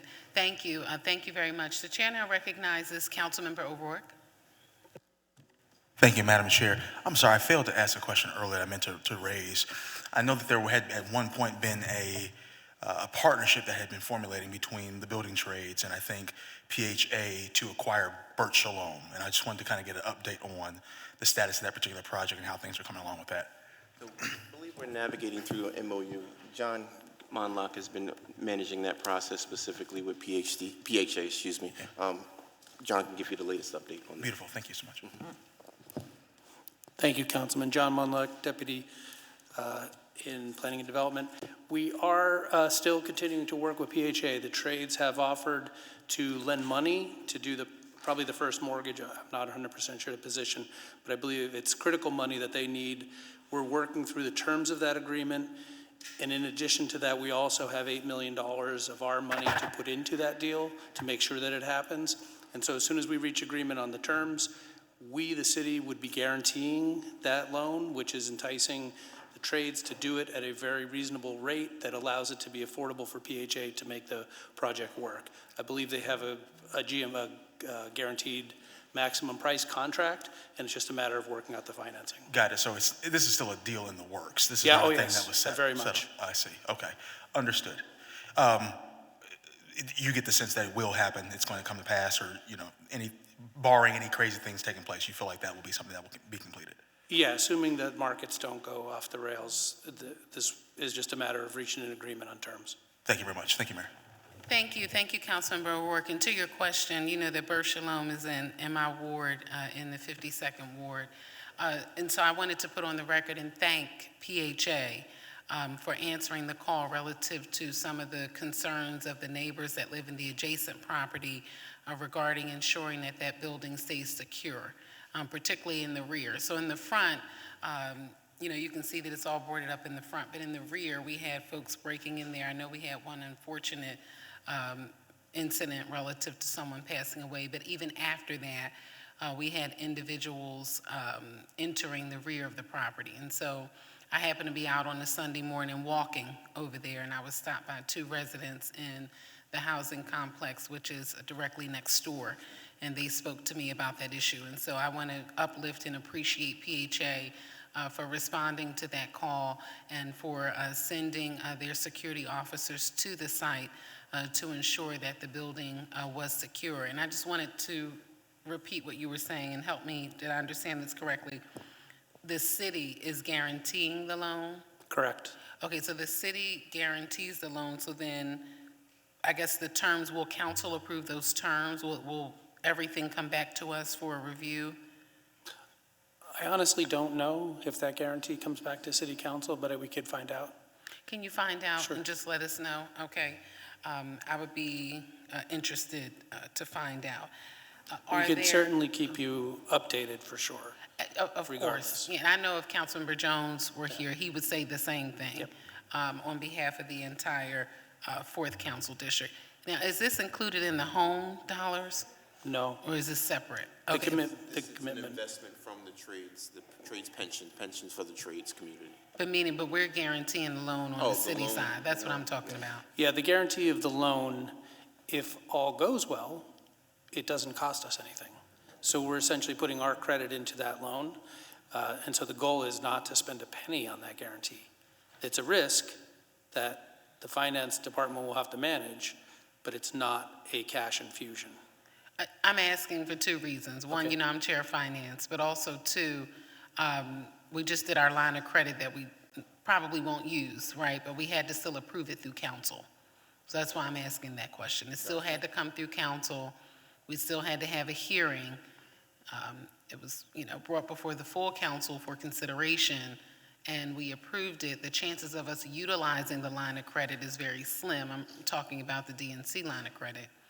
but the approval still had to come through council. So that is why I'm asking, particularly because this is an unprecedented financing package relative to a housing complex in the city. So typically that would come back to us. So I just need you all to work with finance and with law to help us understand how that process will work, okay? Understood. All right, thank you very much. The chair now recognizes Councilman Brigadier. Go on. Oh, I'm sorry. I didn't even see that you were going. I'm like, I know she came back. Okay, we'll give Councilman Brigadier an opportunity to return. Councilmember Jones? Councilmember Jones, do you have any questions? I heard you mention me. I already knew what time it was. And you I were know talking that's why about you Brief came. Shalom, which is one of my favorite, most important examples of what should not happen and what should happen. And two things can be true at the same time. What should not happen is that a lot of the properties now are underwater. They have exceeded their agreements on their rents. Their agreements with the federal government are coming to a closure. The values of the property went up. They have not invested in them, and they're ready to transition them and take whatever profits they can out of it. We as a city are going to see more of this. I see it in the 3rd. I see it in the 4th. Germantown is going to be ripe for that because of the magnificent structures, and I don't know what our plan is. Okay. I guess I missed the actual question. Is it that you're just trying to figure out what the plan for preserving opportunities like this going forward? My plan is preventing. So what saved Brish Shalom was PHA and $23 million. They don't have that to continuously build out. So we have to develop, either at the federal level or at the local level, some type of fund that rescues properties like that. Because at the end of the day, what you always point out to us is that we can either preserve or we create a new group of homeless that we have to support anyway.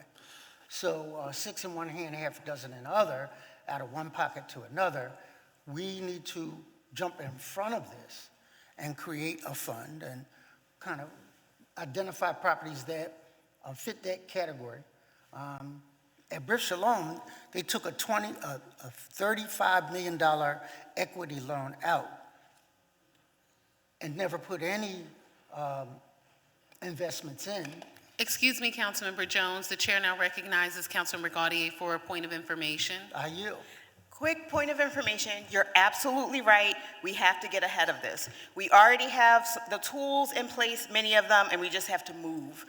So after the situation with the University City Townhomes, I created a law that not only says that owners wanting to opt out of their affordability contracts have to wait a year before they put it on the market. It also gives the city, affordable housing companies and tenant groups first right of refusal. We came behind that with Home, and we put $50 million almost into an acquisition fund, which can be used to purchase these properties, right? Or to help other responsible owners to purchase these properties. And in return for our loan money, they have to keep these properties affordable, I think for like 42 years or something. So I just wanted to point out that we have a lot of tools in place. $50 million is not enough because this is a big problem, but it's a good amount for year one.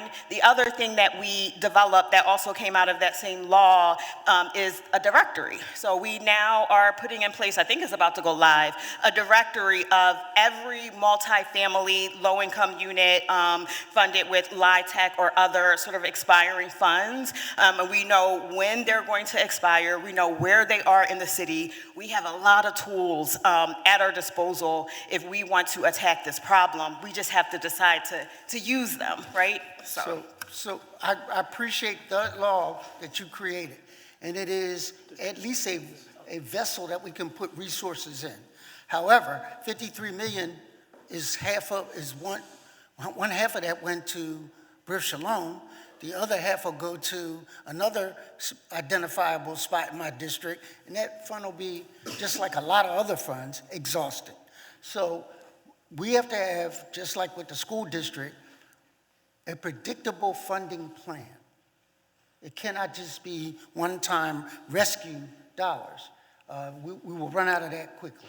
So what is the plan that we can develop so that we have a recurring, revolving amount of money? Whether it is to take that loan program and to actually have it come into a refundable fund that can be replenished and then reloan. We have to figure that plan out. And right now we're creating donut tires that will only get us to the next gas station. Hold on one moment. So, yeah, and just to kind of, I think there are two different things being talked about here. Council members actually absolutely right. There is almost $50 million set aside for preserving affordable opportunities that might be coming out of compliance along those lines. But what also I think you're talking about is a little bit more about the kind of bad actor tracking and being preventative about that. And John can talk about that, how that's been kind of coordinating with development services. Yeah, and actually credit to Council Member O'Rourke who brought it up earlier prior to you arriving. It's a very serious problem, and it's a very difficult problem to solve, and it's not a Philadelphia problem. There's a nationwide problem, and the reason it's a problem is because there are laws that allow people to buy property. And so you can't stop them. Everybody would love to just stop them. The President of the United States is talking about a plan to do that. Now we'll see if anything ever comes of that, but it's recognized as a national problem, but you can't stop them from buying. Then the bad action is what you have to try to stop. And so what we are trying to do, there's a number of departments that are coordinating an effort. Philly Stat 360 is probably the focus of it, to try to collect as much data as you can, because generally, Bristol-Shalom is a little bit of a unique situation where it was an out-of-town developer. I don't know that they bought very many properties, but they did exactly what you said. They overextended, borrowed money, collected rents, put nothing back, didn't pay the mortgage back, didn't do repairs, didn't do anything. They just kept all the cash. It was criminal. They went to jail. I don't know if they went to jail for that particular property, but I think they went to jail for a different property where they did the same exact thing. So the situation where it's a coordinated, the goal for these investors is to buy up and corner the market in an area. If they just bought uniformly across the city, they would not be able to exert market forces. They would just be one other landlord, and they'd collect whatever the market rent is. But when they cluster and they buy in an area, now they create a monopoly, an illegal monopoly, but it's really hard to prove because they use different names, and you have to really pierce the corporate shell and figure out who they are. And we are using AI. We're using as much technology as we can to try to get to that. But the answer is, it's a little bit of everything. It's the money to fix the problem, but it's also the enforcement before it gets to that point. That is exactly, so Member Gutierrez did a good thing by creating the vessel. That needs to go into it is L&I. That we should have known that Bristol-Shalom was on the brink well before the time so when they stopped putting in fire suppression systems, when they stopped having elevators that worked, that should have set off a flag that we need to watch this building and that it's in distress.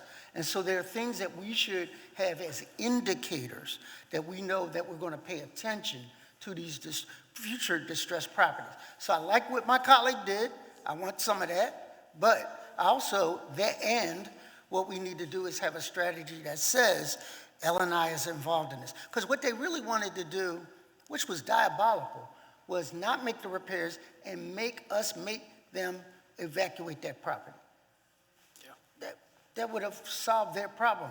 They'd have been, those 300 people would have been our problem, your problem, homeless shelter problems. So we got to come up with a game plan that doesn't enrich them and doesn't impoverish us.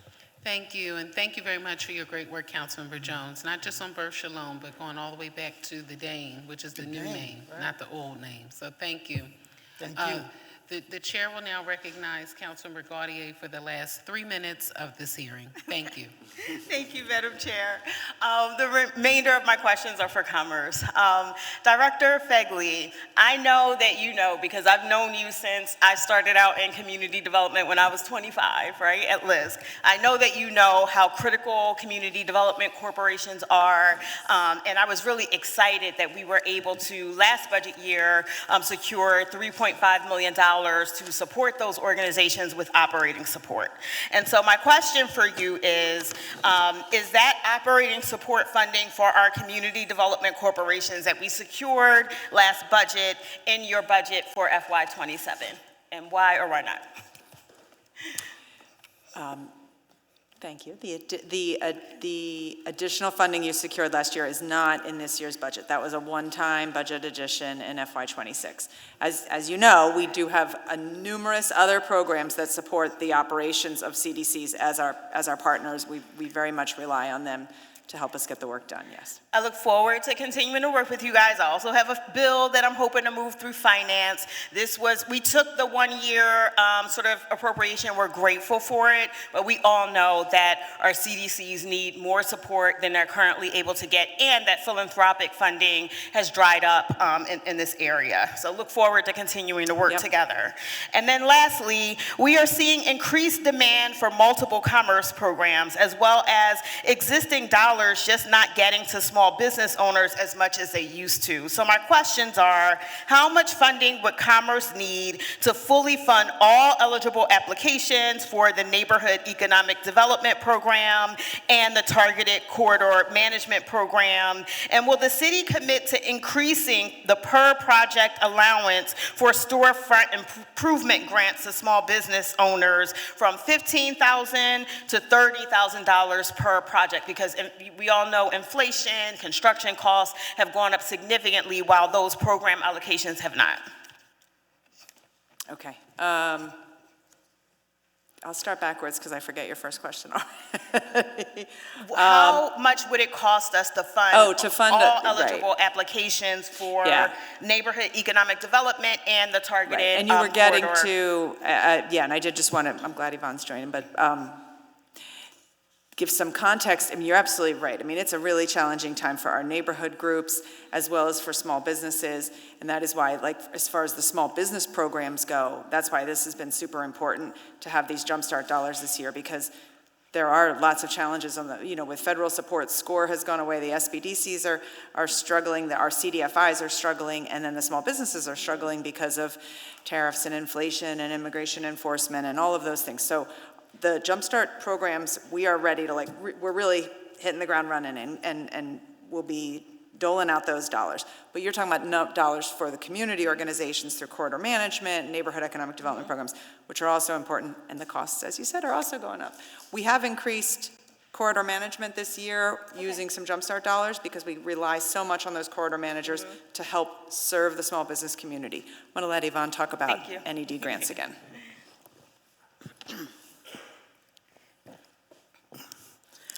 Thank you so much for your work with us, and thank you for the question. We just finished our NED RFPs, and we had requests that totaled $11 million. Okay. And we have about $3.3 million, as I said earlier, which is what we can do. So I hope that answers the question for that. We did not have an RFP for the TCMP right now, and so I cannot tell you who else is on the radar. We do have another $500,000 that we kind of use also as general operating dollars that mirrors the tax credit program. And we do have the tax credit program that also supports the CDCs and their work. Thank you. Quickly, would you consider going from $15,000 to $30,000 for neighborhood storefront improvement? Yes. How's that for quick? I was going to say we're talking about it, but I heard earlier that's not a good answer, so I'm just going to say yes. I love that answer.